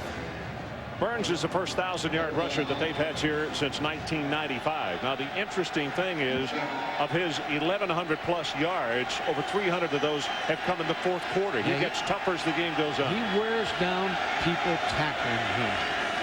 Gotsi on 3rd down, sets deep in the pocket. That pass is caught by Glover on a good comeback and enough for the first down. When you see Georgia Tech play, it's like watching Maryland. When that quarterback hits that 5th step and hits that 7th step, he's throwing the football. And now he expects the receiver to come out of the route. Now the ball's being thrown right here. He's not out of his route yet, but that's what you want. Will Glover's going to come out of the route, make the catch in front of Decory Bryant. Glover now 3 catches for a total of 27 yards. Option and Grant. Boy, Charles Grant, he has really been difficult to block tonight. For Georgia, in the first half, he had 2 tackles, 1 sack, 1 tackle for a loss, and he had 6 quarterback hurries. Yeah, just his presence in this defense. They've tried 2 option plays, and Charles Grant blew them both up. Gilbert had 4 tackles in the first half. Witherspoon had 4 as well for Georgia. Little counter play and nothing doing. That shows the quickness of the pursuit. Witherspoon is right there to mess that one up, and then a lot of help from a lot more red shirts. Charles Grant sliding as well. I was going to tell you, Charles Grant really sets this play up because he stopped the pulling guard, and he allowed Will Witherspoon to come outside, scrape outside, make the play. But Grant is the one that stopped it all. Here he is, right here, right. number 19. Now he allows Will Witherspoon to scrape off. 3rd down, and the situation, they need to take it out to the 37-yard line, or they're going to be punting on their very first possession of the second half. Here comes pressure at the middle. Gotze is hit. Ball delivered and caught at the 35-yard line, and that is not enough for the first down. He'll miss it by a couple, but Glover was up to the task, and again it was Grant coming with the pressure. Yeah. George Gotze didn't get much time to throw this football. He's not going to know whether it's completed or not because Grant's going to hit him. But again, he throws on time. Just short of the first down. Number 20, Chris Morehouse. Morehouse to punt. His 3rd official punt of the night.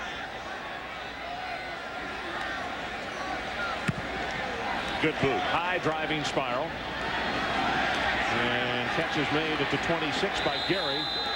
And he's not going to go very far with some good coverage by the Yellow Jackets. 39 on the kick and only 2 on the return. Gary's shaken up a little bit following the punt return. First half possessions by Georgia. You see pretty good field position, but to end up with 4 field goals and a punt. Mark Richt, I'm sure, as Adrian Carson talked about, addressed it at halftime. Haynes with a good first half. Had 98 yards on 17 carries. Got to find another receiver other than just Gibson, though. And on this play, he almost did. Randy McMichael, the intended receiver, and thrown just a little too far. Let me tell you who had a good first half, but you don't want your safety making 9 tackles. Myers with 9 first half tackles, 6 solo, and 1 tackle for a loss. He was a busy guy. And plus he's been on McMichael a lot of times in the passing game. When they go to man coverage, when they blitz, he has the tight end.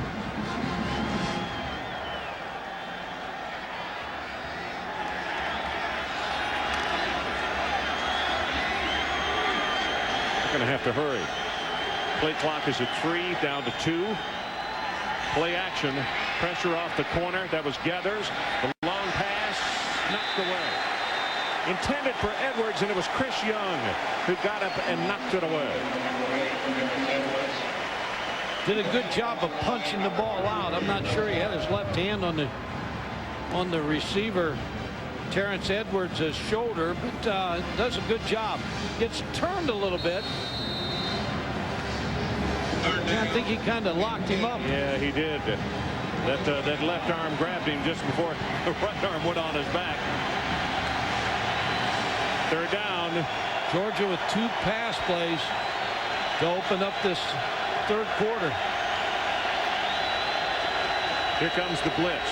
Green under heavy pressure, drills it wide open is Gibson, and they say no. Down. Flag is down.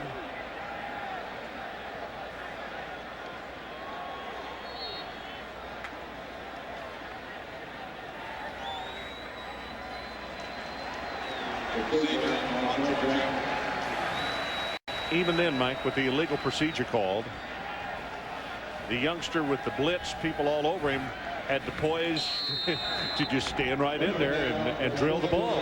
SEC teams watching this game tonight. Now you're going to have to deal with David Green because he's going to become an All-American quarterback. John Stinchcomb on the bench. If you missed the first part of our ball game, the big junior out of Lilburn, Georgia, injured a knee, unable to suit up tonight.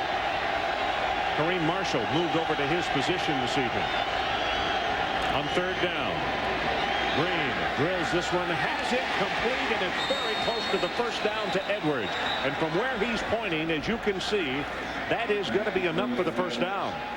He's got it. Again, David Green Terrence Edwards with a big-time catch. Big-time throw by David Green. What's the first player other than Gibson to catch a pass for Georgia tonight? And he's a pretty good one. He has 18 career TD receptions. David Green. I don't believe this. They're now showing that he is short of the first down. The yellow line's off then. Yep. Joe Bates. Yeah, I'm with you because I was looking at the network monitor here, and our Joe Bates runs that yellow line, doesn't he? I'm sure what the explanation we're going to get has to be over the yellow line. See that? That stick comes right to the farthest point of the yellow line. Georgia going to go for this. The way they have owned the defensive line of Georgia Tech. So the short huddle, they come to the line of scrimmage, 4th down and inches, and Green straight ahead, and he'll have the first down this time. And not a bad call, Ron, because the offensive line, Mark Richt, David Green, pretty good sized quarterback at 6'3", 220. Offensive line has got to push all night against the Tech defensive line. About to go under 11 minutes to play, 3rd quarter. And look at the difference in rushing yardage tonight. Yeah, and that's been Haynes, Verron Haynes. I figure he's going to get the ball. Blitz right up the middle, play action, got this pass too far. Gibson, the intended receiver. Well, he likes Gibson, but he's been open. Gathers with pressure. Gathers with 30 sacks. Everybody thought he was too small to play as a rush in, but even at 260 pounds, he proves it. He has quickness and packs a wallop. He talks about sacks. He says that changes momentum in the game, and he said, I like to get to the quarterback. David Green has made it difficult on these Tech defenders tonight, though. Right up the middle. This is Haynes, still running, and I'll tell you, on his second effort, he may have the first down. Key Fox trying to push him back. If Georgia wins this game, he's the star of the game. He's the star of the last 2 weeks because he's come out of nowhere. A former fullback, 100 yards, over 100 yards rushing now. Georgia Tech has not been able to stop him, but you see the crisp blocking in the offensive line, and he runs through tackles in the secondary. It was Myers that he ran past. He's thick. Musa Smith, as they stretch out the chains, they do have the first down. Musa has had problems with the groin literally the entire season. He's on the sideline. He did play some in the first half. But Haynes has been so effective. Smith gave him a good change of pace when he came in. He's a big guy at 6'2", 212. Flag is down. Randy McMichael jumped. Penalty flag. A lot of penalties in this game. They wore the battery out in the microphone. Procedure against Georgia.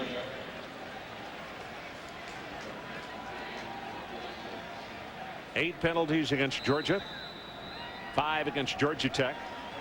You know, the other receiver that you expect to see a lot more of tonight is Terrence Edwards. You know, he's flanked out into the short side of the field.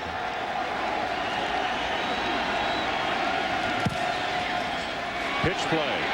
Little misdirection. Has a blocker in front. Runs over the blocker, Gibson. And then Haynes is forced out of bounds after a short gain. Hester was there defensively. That looked like it was going to be for more yardage.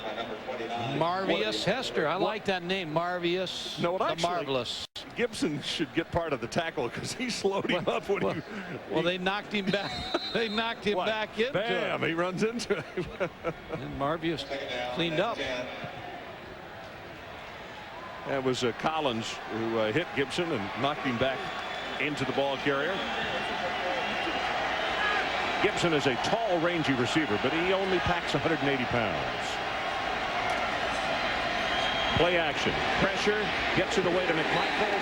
And that's going to go for virtually nothing as Myers records still another tackle. Yeah, he's going to be on the tight end, though, Ron, on blitzes. So he was right, very tight coverage on Randy McMichael. So as soon as he caught the football. Now, who was open on that? Yeah, who was open on that play was Fred Gibson. Now, he was worth a shot down the field. But Gathers was applying pressure on the quarterback. You're right. Third down. They need to take it to the 39-yard line of Georgia Tech. 9th play of the Bulldog drive.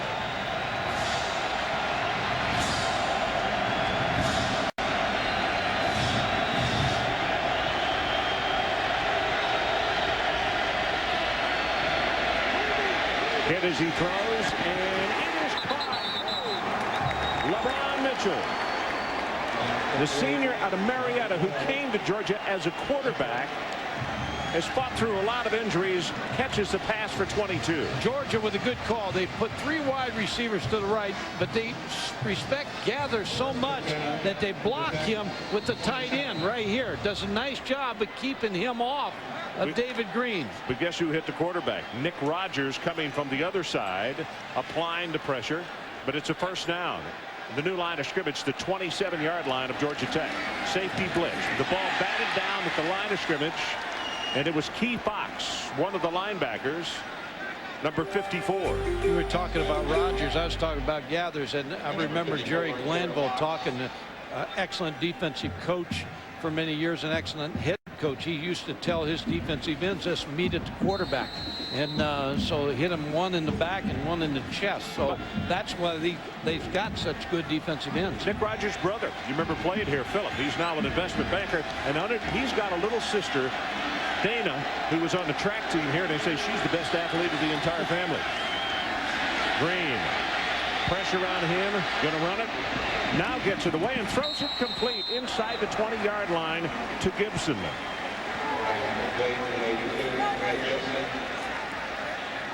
That's what's so impressive about David Green. He doesn't rush things. He waits for it to happen. He buys time and gets the ball to Fred Gibson. He is cool. He's got ice water in his veins. This guy doesn't play like a redshirt freshman. 12th play of the drive coming up. 3rd down and short. They try to bounce it outside, and Musa Smith is going to be knocked down for a loss by Hester. Marvius with a big play. Now, Ron, that's got to stay inside when you run that play. You got to go for this, don't you, Mike? Yeah, you can't settle. You got to stop kicking field goals. No, they're going to kick. They're going to kick the field goal. I just now seen it's 4th and 2, so I agree with Mark Rick. Kick the field goal here, but Musa Smith has to stay inside behind his blockers. This would break the record. He tied the record in the first half with 4 field goals. This attempt is going to be from 37 yards. And he knocks it right down the middle. So Billy Bennett. It's been the Billy Bennett show. 15-10. Georgia on top, 5 field goals. That's been their extent of scoring tonight. We'll be right back.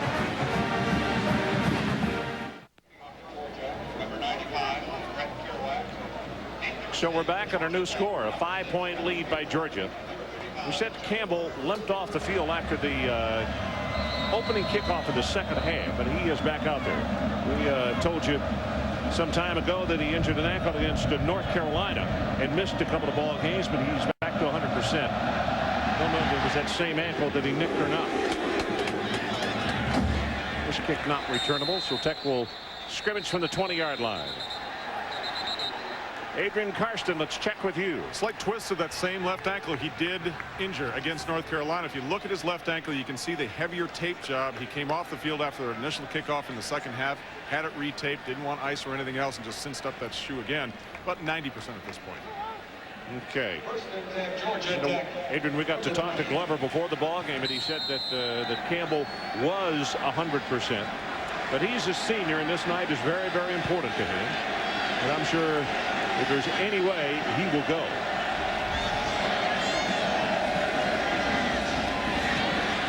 Godse throws the short pass to McVay. They're going to say out of bounds at the 24, so a gain of about 4 yards. Actually, it was Will Heller, 84 rather than 80. Nothing has come easy for Georgia Tech's offense tonight. Georgia's defense, you've got to give them credit. They have really stymied this offense. George Godsey, he has been hit a bunch. 10 times. Add 2 option plays in there, so make it 12. And has been hurried 9 times. Steps up and throws this one complete. And that's Glover. And that'll be enough for the first down. Tony Gilbert, the middle linebacker, comes over to make the tackle. And that's the best pass protection they've had tonight. Georgia, with dropping back in zone coverage, gave George Godsey some time to find Will Glover on the crossing route. Well, Ross Mitchell checks into the ball game at fullback, number 45. Ross plays special teams, running back, and also linebacker. That's Mitchell in motion. And they go straight ahead with the running play. It's going to be for short yardage. Tech has just not been able to get much of a running game at all going tonight, and it definitely has affected their passing game because play action hasn't been a whole heck of a lot, has it? No, it hasn't been because they can't run. Brian Van Gorda, the defensive coordinator, making all the right moves so far in this football game. Georgia Tech runs a counter, and I think every now and then when you're having trouble running the football, just block everybody down and see if you can pick up some yardage. Second and long. Burns, 40. Almost to the 45, and it's going to be very close to a first down. Tackled by Boss Bailey. And I think they're better when they go to 2 backs because they get the lead blocker, Ross Mitchell, on that play. Ross Mitchell with the block, the young man I was talking about, who dedicates his services to whatever they need him to do, just as long as he can get on the playing field. A reserve linebacker, a senior out of Grayson, Georgia. Actually, I think they list him as a cornerback rather than linebacker. Third down and short. You see the 2 tight ends, power set, and they got it without having to snap the football. That was Lee Corso's offense there, the triple I. I think Lee invented that. Stole it from somebody. Shedrick Wynn jumped off sides. Georgia. First and 10, Georgia Tech.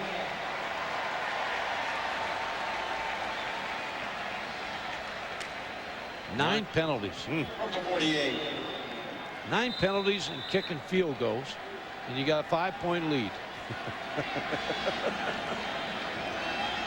Under 6 minutes remaining, third quarter. Godsey, quick release on this one and has it complete. Very close to the first down marker. Kelly Campbell, the senior out of right here in Atlanta, on the receiving end of that one. It's tough to stop when you throw on time like George Godsey, and the route is run by Kelly Campbell. He was sidelined by a sprained ankle. You talked about that. Career leader in receptions at Georgia Tech. And he's hurting, Mike, but it's senior night and it's the arch rival, and he's going to play. He's got 3 catches tonight for a total of 34 yards. Play action, going to go on top. Too far at the 5-yard line. Wanted Will Glover.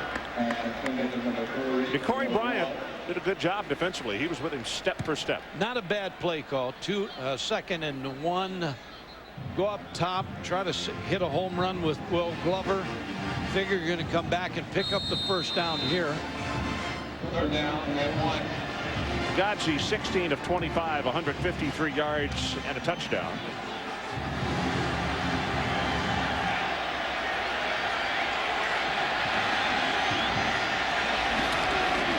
Running play will have the first down, plus about 5 more with Joe Burns. And Joe's pumped. Boss Bailey made the tackle, and Boss doesn't hold on real tight. Joe was going to be in the end zone. That formation from Georgia Tech, you could have played this play in a phone booth. Everybody's up there. Joe Burns is going to follow the block of Ross Mitchell again. Ross Mitchell coming up big here. Interesting how you find a guy and he said, hey, I'll be a role player. I don't care just as long as I get to play. Well, that's what you want on a football team. The goal is to win. They take that end around. Going to go deep. Got him wide open and he overthrows him. Oh, good heavens. Kelly Campbell could have scored here on senior night. So we have seen both quarterbacks tonight have a receiver that looked like the first guy out to the workout, and they overthrow him. That's one George would like to have back.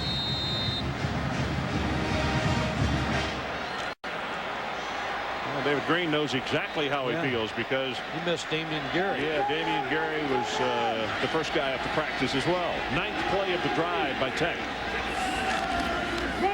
Straight ahead. Here's Burns. Has 5, has 10. He's gone. 10, 5, touchdown.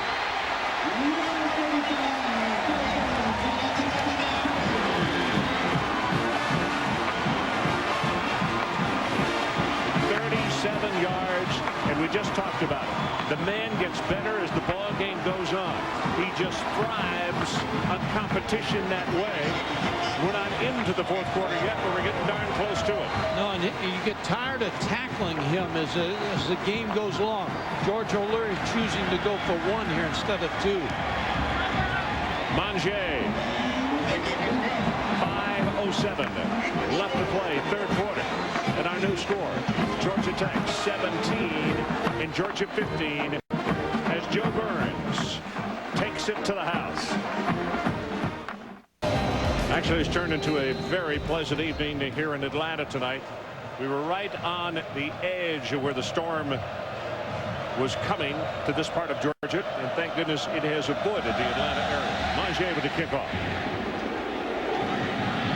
Gibson 2 yards deep.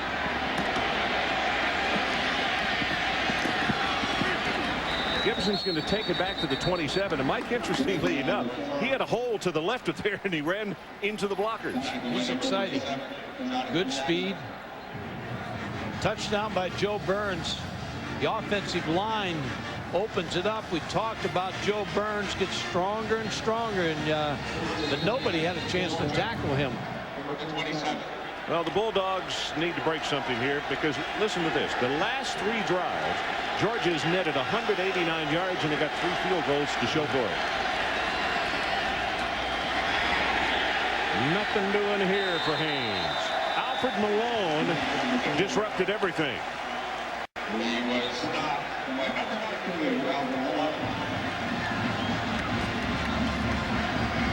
loss of play. Second down on the 11 from the 26.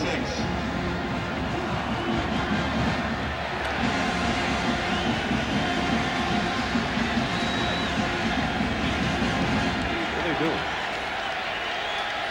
That's all right.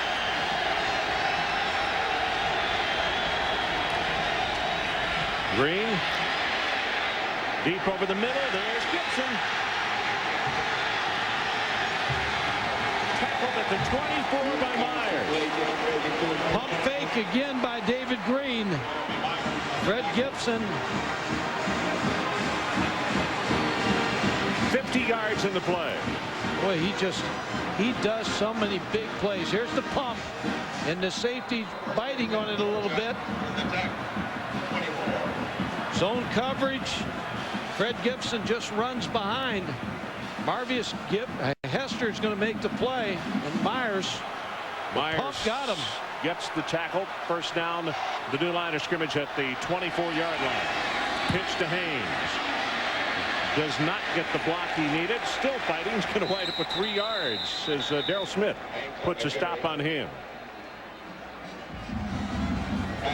Before again, Ron, you go back to, you know, and I know it's a debate whether you go for 1 or 2, but when you go for 2, you get up to, if you make it, you go to 18, and if Georgia Tech holds him here, Georgia will try another field goal and go up on Georgia Tech by 1. So a lot of debate of going to 1 for 2 or what to do.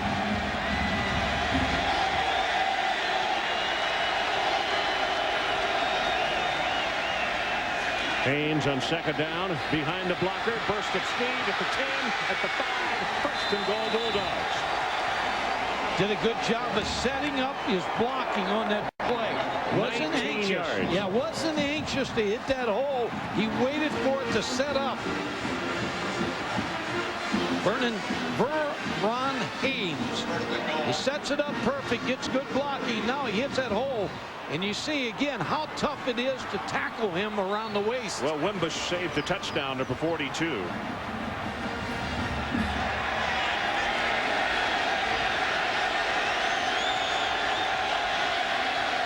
First and goal. Haynes with a pitch. Blocker. Spins off. Touchdown.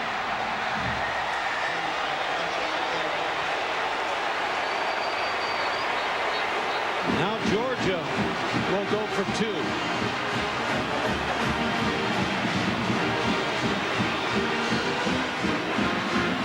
Now Georgia trying to get to 6 points ahead. Verron Haynes has really had an awfully good night for the Georgia Bulldogs.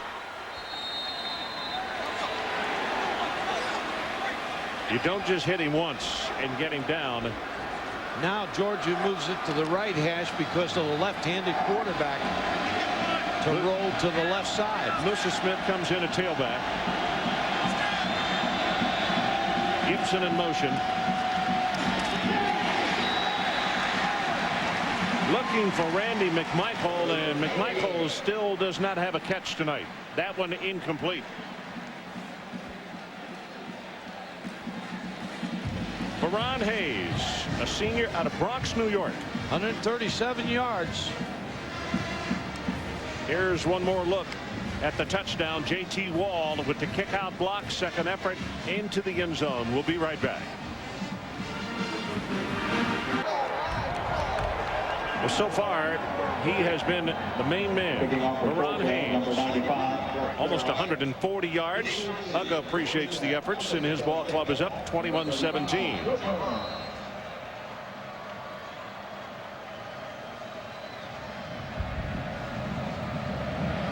Prayer going on the far sideline. He keeps running the way he's running. That guy needs to come over to the tech bench and have prayer with the defense.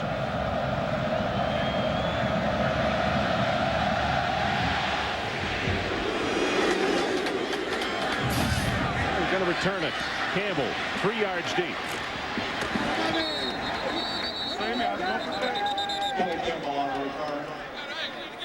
Well, tonight's Aflac trivia question: what's the record for the most interceptions thrown by a quarterback in a single Georgia Tech game? Answer later on. I'm going to say 7. Just going to throw out the number. First and 10 for the 19.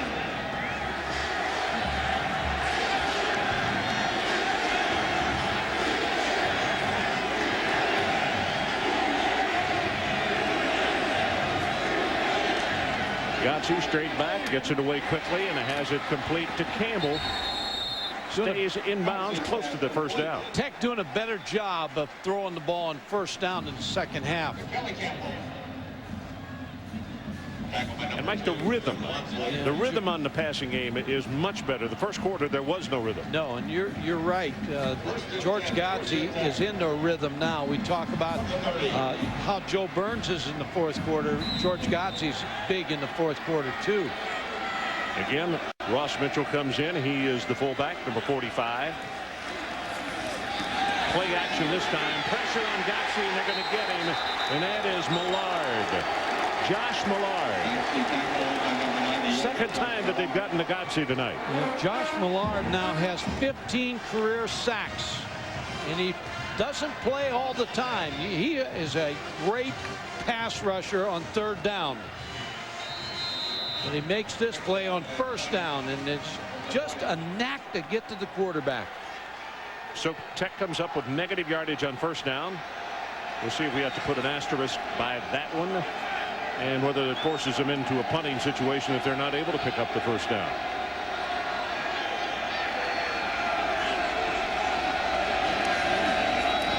They go with the running play. Burns breaks the tackle, still fighting. Boss Bailey grabs a hold at the 42-yard line, as does Gilbert. And he has the lost yardage back on the sack just a moment ago. gain of 10 by Joe Burns. Schmidgall with a very good block on the play. Brian Van Gorder tonight defensively for Georgia has made some big calls, but he's done some good jobs with substitutions, bringing Millard in on first down. He's staying in at the nose tackle, so keep your eye on him, Ron, right here. He's tough to block. Third down, they need to take it to the 40-yard line. Right over the middle, there's McVay, the tight end, and even with the dive, he's not going to have it.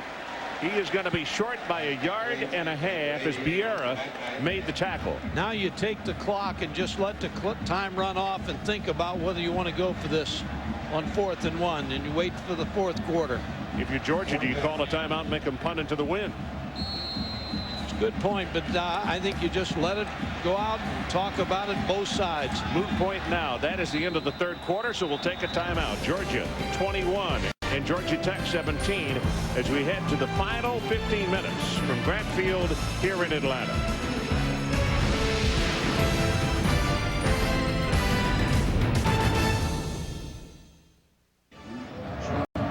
So the Georgia faithful happy right now as we head to the final 15 minutes of play. They lead by 4. Georgia Tech is going to punt it away.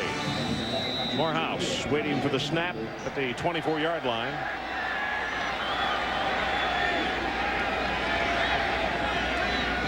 And the Bulldogs had the return on and kicking with the wind, and this one's going to go all the way back to the 10-yard line for Gary with the fair catch. 51 yards on the kick. And in game track, this is what has happened in the first 45 minutes. Bennett, 5 field goals. That is a Georgia record. Burns, a 37-yard touchdown run. He gets better as the night goes on. But Verron Haynes, 137 yards rushing and scored a touchdown to finally break the scoring ice as far as taking it into the end zone. He's got a lot of bones in the back of his headgear. You remember they started that the week of the South Carolina game. You get a bone for excellence. And they give it to him, and this time a crowd of gold helmets led by Chris Young are going to push him back. And Verron Haynes going to have a lot of bones on his helmet after this game. That's what I mean. He's already got a bunch, but he's going to have some added on this evening. Ron, Georgia passing tonight, they've had more success under center when David Green goes under center. 135 yards in passing. When they go in the shotgun, they've only thrown 5 passes for 40 yards. So they like him under the center a little bit more in this game. You think he's more comfortable under center? I think they got the threat of the run with him being under center, and I think that's helped him tonight. Green in play action, almost lost his footing. Delivers this one complete for the first down to Terrence Edwards. And the reason is because Verron Haynes. He's such a threat, and Georgia Tech's paying so much attention to him that you keep David Green under center, and there's a fake to Green, cheap fake, and then Terrence Edwards going to be open for the pass reception. Well, we're getting a little moisture here as the evening gets later, and that's what Adrian talked about off the top of the telecast, because this is fresh rye. Yeah, you slip on rye. It gets a little juicy, doesn't it? You really do.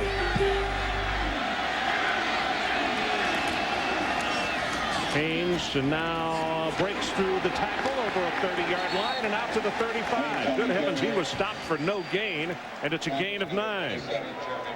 He must be so strong in the lower body that you can't bring him down, because Georgia Tech's had some shots at him. You see the waist tackle there, and you see him dragging defenders. Mike, they say he's 5'11". That may be a little bit of a stretch. He seems to have a really low center of gravity. Oh, he really does. You hit him and he bounces. And you just can't bring him down when you tackle him around his waist. 147 yards for him now. Play action, and this pass is caught. That's Edwards again. And I can't say enough about David Green. That time he was in the embrace of a defender. Still was poised enough to get the pass off and get it complete. And I can't say enough about the play calling. Mark Richt right now has Georgia Tech back on the heels because he's got the running game going. He's got the play action pass off of the fake to Verron Haynes. Everything he's calling right now, he's got a rhythm to his calls. Well, they just came in with J.T. Wall at fullback to block for Verron Haynes.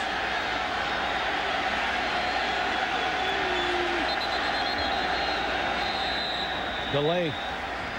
McMichael was lined up on the right side, should have been on the left side. You could see him scurrying quickly, but not quickly enough.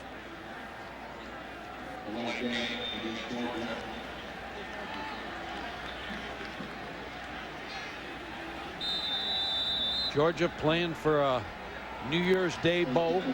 A lot of people think they'll end up, if they win this week and next week, the Outback Bowl, which we'll be doing at 11 a.m. on New Year's morning from beautiful Tampa. 1st and 15. Pressure was on, got him wide open, and that's Wall, the fullback, and he'll fight it for 3 more yards and take it to the Georgia Tech 45 before Darryl Smith put the stop on him. Play action pass, you take the fullback. Usually he'll block when you run the sprint draw pass, and they'll release J.T. Wall, the fullback. He's not going to block anybody. He's going to go in the flat. That's why the defender has a chance to hit David Green, but that's why he's so wide open. Darryl Smith, the middle linebacker, has to cover him inside out.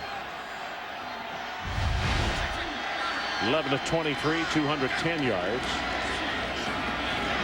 Haynes, they tried to stretch him out. You could see he got very close to getting across the yard marker. Adrian Karsten, what do you have for us? Well, Haynes got his shot tonight, Ron, in large part because Jasper Sanks was kicked off the team earlier this week for another rules violation. He has a history of that. I'm talking to Mark Richt before the game, and he says, you know, I'm so proud of the way Haynes has handled the pressure of going from 3rd string to 2nd string, maybe 1st string after this game. As much as I am disappointed in Jasper Sanks, who came out of high school touted as the next Herschel Walker, he says he's just never lived up to all of that potential. Just matched with the pride that he has in Verron Haynes tonight, especially. The youngster has stepped up big time again. Got 151 yards. As Green under pressure, running to the sideline, and he's going to be caught by Chris Young. That'll go as a sack. A loss of 3. Gathers 55 with a lot of pressure on the play. And look at, you see Gathers with hands on hip, and he's breathing hard, Mike. Yeah, they've been on the field a lot, and they really have had a hard time stopping the Bulldog offense. 2nd down and 12. Georgia 21, Georgia Tech 17. 11 minutes, 15 seconds left to play in this year's rivalry game for the year 2001. Haynes again. Still not down. Spins off another tackler. Finally taken down by Fox. Well, Verron Haynes someday is going to tell his grandchildren, I was a fullback and I wasn't playing much. All of a sudden one day I woke up against Ole Miss and they put me at tailback, and then they played me against Georgia Tech and I looked like Herschel Walker. Well, that was Darryl Smith that had a shot at him first, and he's got that cast on his elbow, and he couldn't lock him up. 3rd down. He got it again, straight ahead, and he's not going to get this 1st down as Collins comes up and really brads him in a face mask with that hit. Now, he looked like he was tired on that carry. Yeah. That he's wore down. Well, he may be worn out because he just signaled to the bench, hey, Mooser Smith, come in here and give me a break. Yeah, he did not run that play like he's run every other play. I'll tell you what, he may have also gotten his face mask broken. The equipment guy came running over there, and as you said, that was a head-high hit. 28 carries for 160 yards. 29 carries. That's a new career high for Haynes. David Green wants to talk about this, so he's standing out here with the referee, and he's going to call timeout to talk to Mark Richt about whether or not to kick this field goal. So we'll take the break with them. 9:48 remaining. Georgia by 4 and decision time.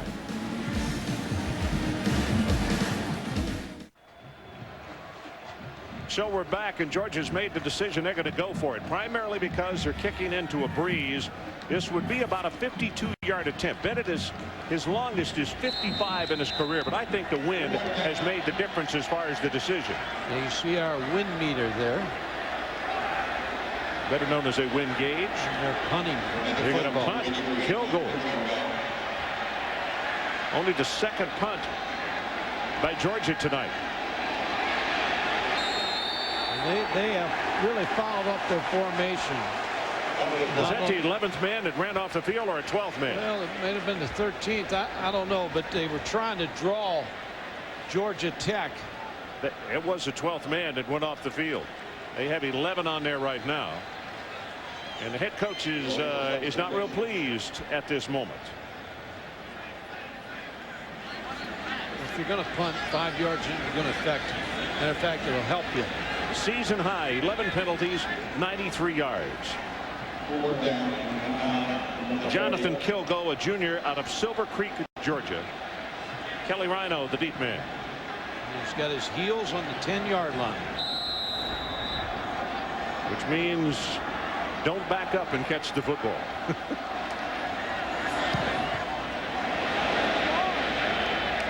And he kicks this one in and out of the end zone. It's a 40-yard punt.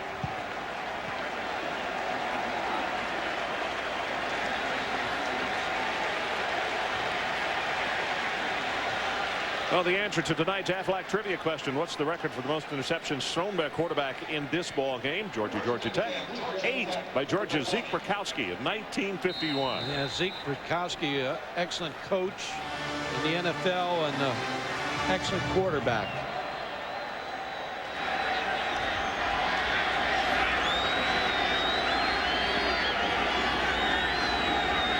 Georgia shows blitz, and they come off the corner. Burns with the straight ahead run will go to the 24-yard line. When you look at Georgia Tech, they've had the best success in the shotgun. 11 of 14 passes completed for 99 yards. So George Godsey's more comfortable in the shotgun. And you see Joe Burns, big fourth quarters this season. Well, those are 82 yards in the fourth quarter against North Carolina.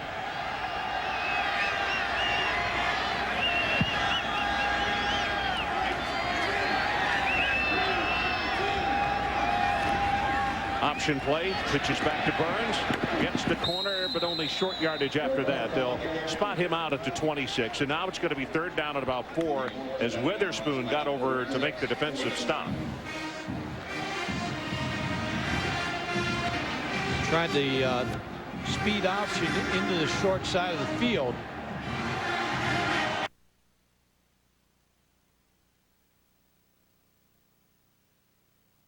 Defense is a lot better tonight. Improvement than what we saw against South Carolina. Of course, South Carolina had a lot to do with that. I understand that, but they just are playing with more confidence than they did that night. Pass intercepted by Ramsey, and he'll take it in for 6.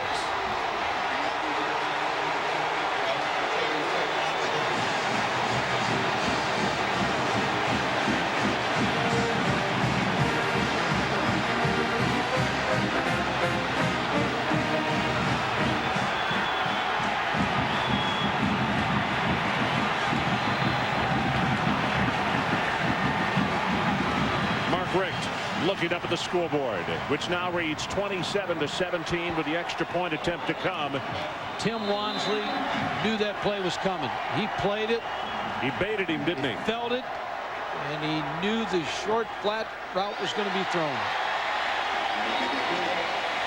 28 yards officially on the interception. One more look.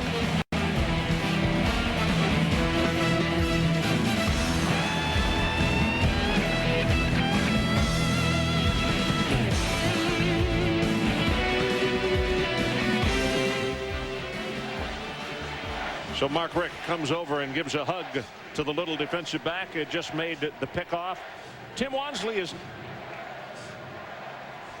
That's his second interception. Steve Shaw's personal foul on the extra point. Wansley is not real big, Mike. He's only 5'9". but He's great real big anticipation. He's big in Georgia, Lynn. So let's take a timeout.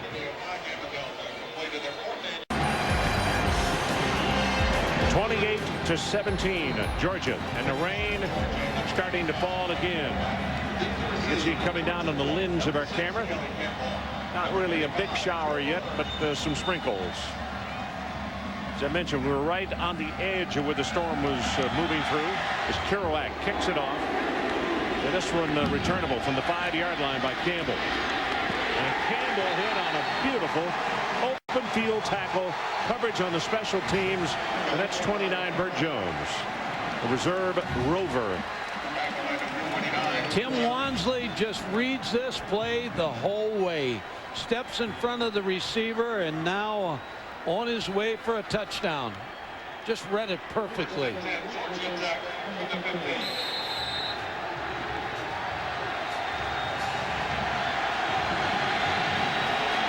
Ninth career interception. Third for a touchdown. That's pretty high percentage on pickoffs and what he does with it. Burns right up the middle. Now down by 11 points, Mike. Here's where Georgia Tech suffers a little bit because Burns is the guy their go-to, but you can't run him that much with time running down and down by 11 points. No, I think you got to get in the shotgun a little bit more, and George Godsey really has got to open this game up. Mitchell back in as the blocking fullback, number 45. Burns right up the middle. Ball came loose, and it has been recovered by Georgia. Jones.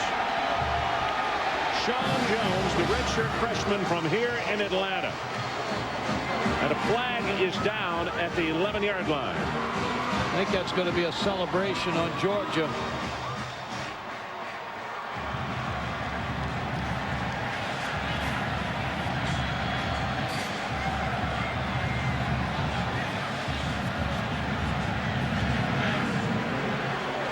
You're right, Mike, on sportsmanlike conduct. But they get to football. Joe Burns going up inside. Had Ball. two hands off on it, took one hand off, and just as he did, got it punched out by Veal.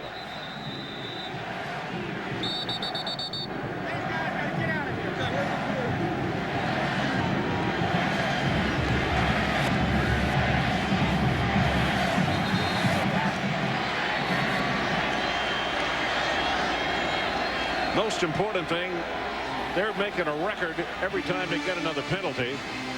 Mark Richt really, that's not going to bother him, though, because he's got the football.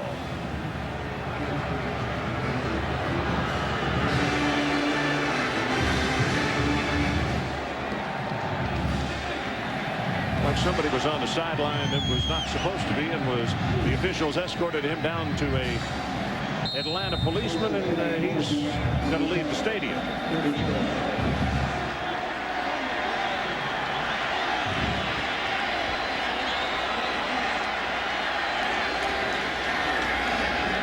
Green on first down, goes for the end zone and knocked away, and that time Fred Gibson had to play defensive back because it might have been picked off as Hester was there, and also with some help from the safety, Collins. Yeah, Marvius Hester played that well, and Corey Collins gave him some help.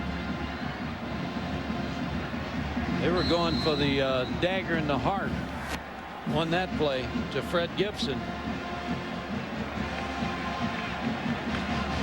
I would think Verron would get the ball here. Green 11 of 24, 210 yards. Pitch comes to Haynes, gets one block, gets a second block, and a flag comes down. That second block obviously was not legal because that's when the flag was thrown. And Darrell Smith makes the tackle. Darrell has done a really good job tonight and playing with that huge cast on his left arm for a dislocated elbow.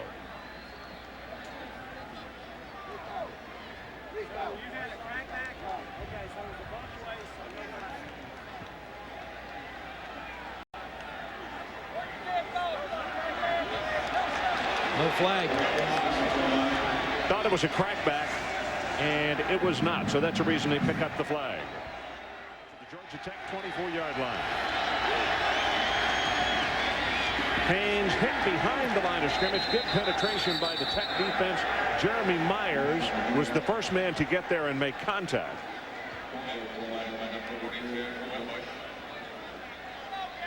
Mark Richt now thinking about the field goal attempt here with the breeze in his face. Well, Billy Bennett, a sophomore out of Athens, can put himself even more into the record books. He's already got 5 tonight, trying to make it 6. It's going to be a 45-yard attempt.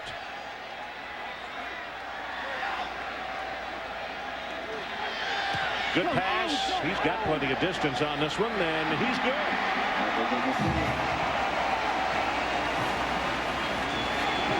Timeout as Bennett with his 6th field goal of the night. This one from 45 yards puts Georgia up by 2 touchdowns, 31-17. We'll take a break. Good job by the holder, and it's good.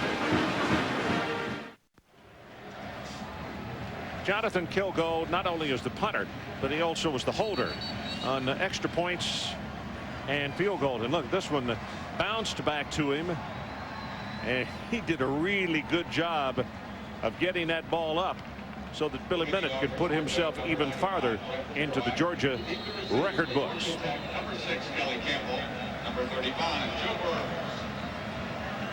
Georgia Tech needs a big return here. They need to get back in this football game, and the clock is their enemy. Well, they break the huddle and kick it off immediately, and it's going to be returnable from the 3-yard line. Joe Burns, and Burns straight ahead to the 25-yard line.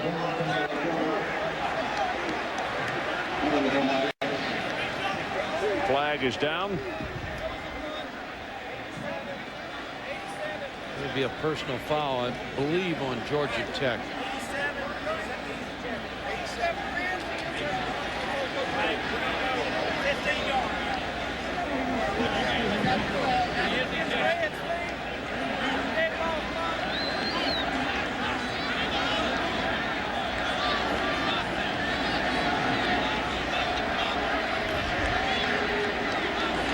It's going to be on Georgia. And he's been ejected. Arnold Harrison, number 87.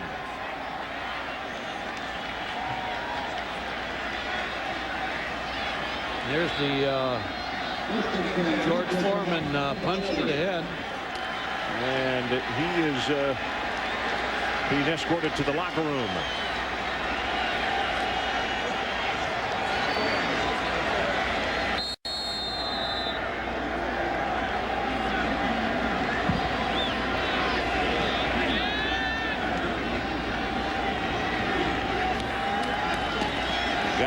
Five-step drop, and that pass incomplete, and boy, where it came off the fingertips to Jonathan Smith, that one very nearly intercepted.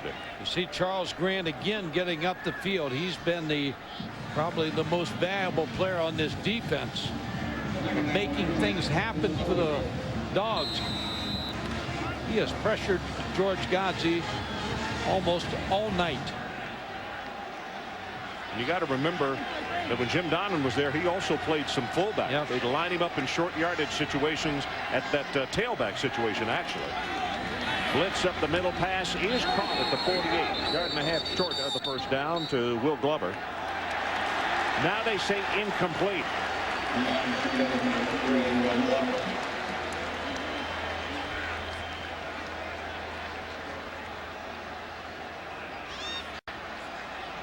Yeah, that's a good call by the officials. The official behind, the reason he called it, he was unsighted, but the official in front could see that the ball was trapped. 3rd down.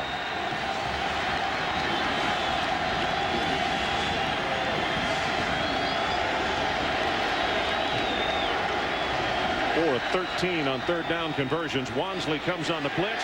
Wansley makes the hit, and the ball is almost intercepted. We're going to get DeCorey Bryant for pass interference. Ron, I thought he played it well. Thought he punched the ball out on Jonathan Smith.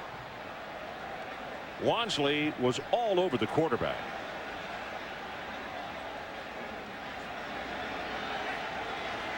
They may have called DeCorey Bryant for his left arm. First down, Georgia Tech. So Georgia Tech with a first down just out beyond the 49-yard line. 6.5 minutes left in this one. Yeah, he had his left arm around the waist of the intended receiver. Boy, pressure on George Godson. Yeah, Grant and Wansley both.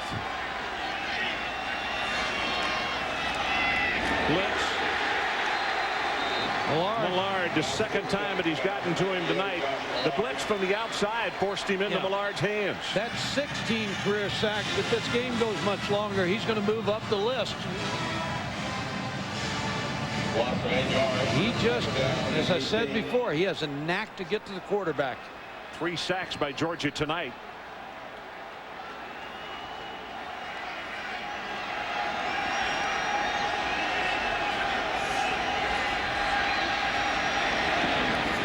Safety.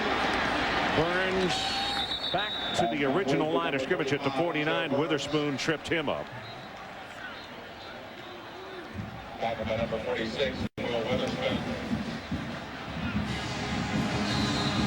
Georgia Tech down by 14. They've got all 3 timeouts left. Doing a good job of substituting Georgia. To the sideline. The ball knocked away. Nice defensive play by Thornton. Bruce Thornton was all over Kelly Campbell. Good coverage. Georgia Tech got to go for this. 4th down and 11. 5:29 left on the clock.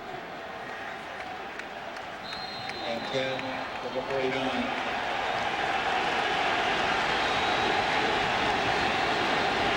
Tech needs to take the ball to just inside the 41-yard line of Georgia.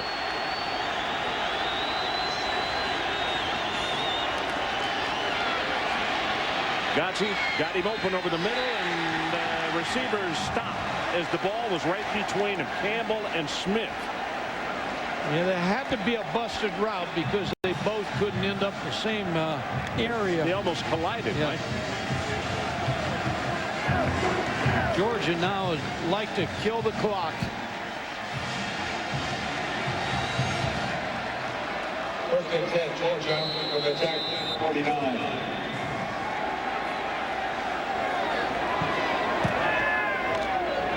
So the Georgia faithful very happy, and a lot of the Georgia Tech faithful headed for the exits with 5:24 remaining and down 31-17. And Haynes, every time he carries it, a little bit more in the record book as Collins is here to make the tackle.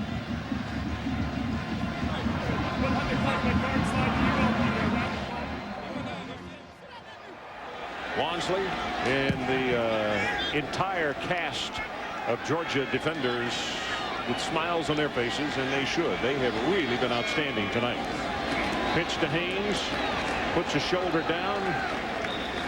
3 tough yards. Marvius Hester is the man who made the stop, and a timeout being called by Jeremy Myers to stop the clock at 4:27, and we'll take the break with him. Georgia trying to take it home with a 2-touchdown lead.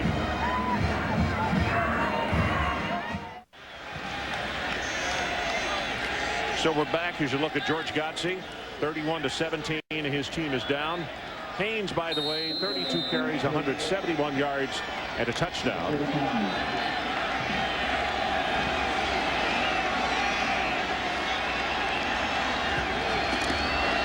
They give it to him again, and Haynes breaks it. Close to 10 yards in the carry, and it'll be first down on the 3rd down run as Keith Fox made the stop. The battle of the running backs tonight. Verron Haynes with a big night against Joe Burns. Well, we mentioned that Stenchcombe is injured, and Georgia with an offensive lineman down on the field to play now. And there's what you have, 33 carries. That in itself is a number that took a lot of pressure off of David Green in the passing game. And credit the offensive line of Georgia for opening up those holes. 180 yards. The injured player is left guard Alex Jackson, a junior out of Quincy, Florida. Ian Knight is the rotate guy, number 56, who plays both center and guard. And Knight has come onto the field. I think it's a good sign that they, as you look at Stinchcomb, injured a knee, unable to go tonight. I think it's good that Jackson is up and is walking off the field under his own power. In the Bronx, New York tonight, Verron Haynes is being looked on as a hero because he has had some night here. Going to have a lot more bones in the back of that headgear before they play Houston. 4:21 left in the ball game. Georgia 31 and Georgia Tech 17. Sports Center coming up immediately following our telecast.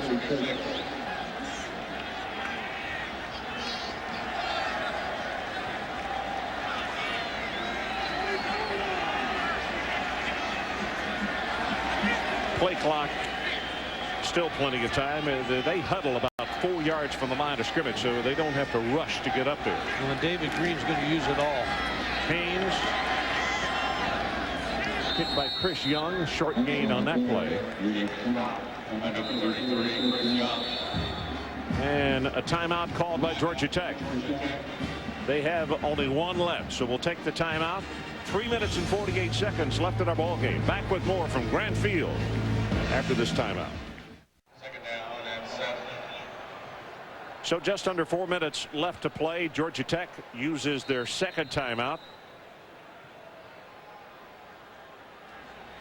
Georgia with the ball at the Tech 33. Georgia confused, and they're going to take another timeout. Nope. Timeout, Georgia. Georgia Tech had called the first one. Now Georgia calls this one. And you can tell that Mark Richt is a little bit disgusted over the situation.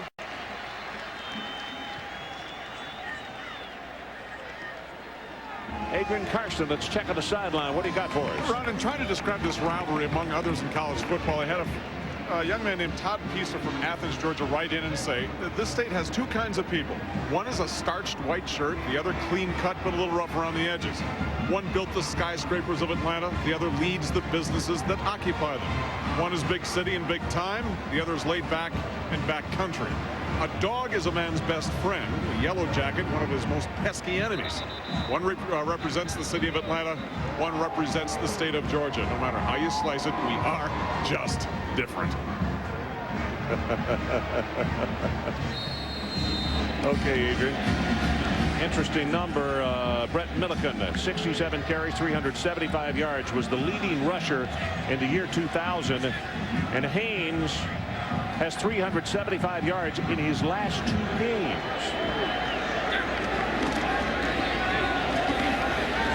Haynes straight ahead. That's Gathers that hits him. Add a half yard more. Georgia Tech, I believe, using their last timeout. Yeah, that's also crushing to the Pac-10 conference, I think, as far as what's ahead with the BCS. That's big time payback too. Yeah. The BCS with Nebraska, Oklahoma, Michigan going down. Now Texas is sitting there. Florida, Oregon.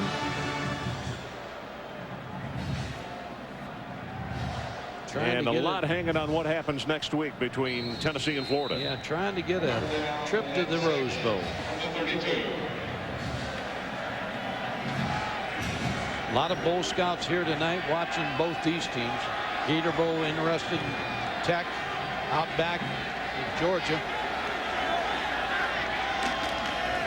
Haynes again off the right side at the 30, now at the 25, and he takes it to the 24 for the first down.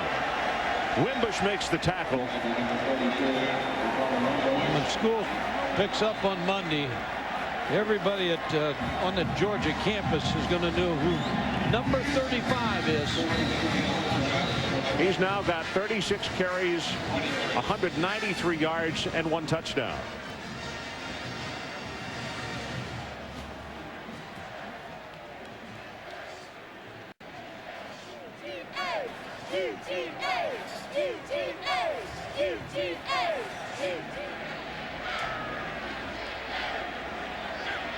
Clock about to go under 3 minutes left. Haynes again, and it does not take a defensive genius to know where the football is going to go.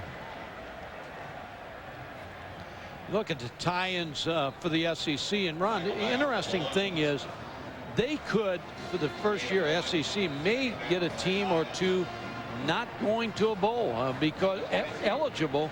They got so many teams. But a lot depends on whether Tennessee moves up to the BCS. Florida, or both of those, they may have one with no place to go. Tennessee doesn't go up, and Florida doesn't go up. They got two. Haynes right up the middle. Close to that 200 yards. Johnson makes the tackle on him, and that's about the only thing that is really a big deal to keep a check on in this one, because he's got 199 right now. He needs 1 yard to go over 200. Sports Center coming up next, immediately following this matchup, and Georgia well in control, driving the ball, and they lead it 31-17. What a big way for a first-year head coach to start out against the arch rival. Haynes again, and he's got over 200. Georgia Tech trying to push him back, but they can't push him back far enough to bring him inside of 200 yards as Wimbush makes the stop on him. Hey, you talked about Georgia, first-year head coach, and the Auburn game was winnable, and a very close ball game. South Carolina, the game we did. So had a great year. 39 rushes, 204 yards. Mike, when you look at this Georgia football team, they're going to be 7-3. They could very, very easily be 9-1. And Georgia Tech has lost, what, 3 games by 7 points? By 7 points. These are two teams that woulda, shoulda, coulda. I mean, they've been within a breath. Well, I like what Mark Richt is doing right here. Run out the clock and do it the classy way. Now for tonight's monster play of the game. Onsley with the pass interception and taking it 28 yards back for the touchdown.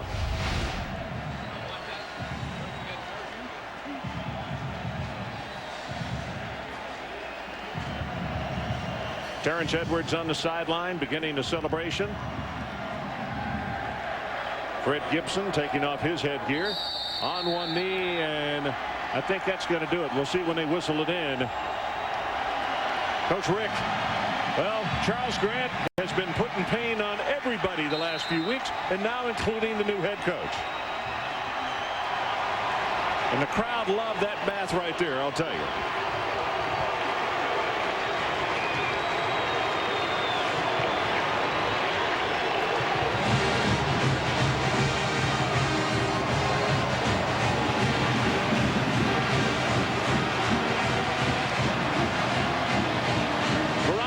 With 207 yards, and Georgia gets the win 31-17. Coming up next at Sports Center. Plus, for the final game stats, quotes, and a complete game summary, log on to ESPN.com, your home for college football on the internet. For Mike Godfrey, Adrian Karsten, and our entire crew, I'm Ron Franklin saying so long and happy Thanksgiving from Atlanta, Georgia. This has been a presentation of ESPN, the worldwide leader in sports. Now, here's Sports Center.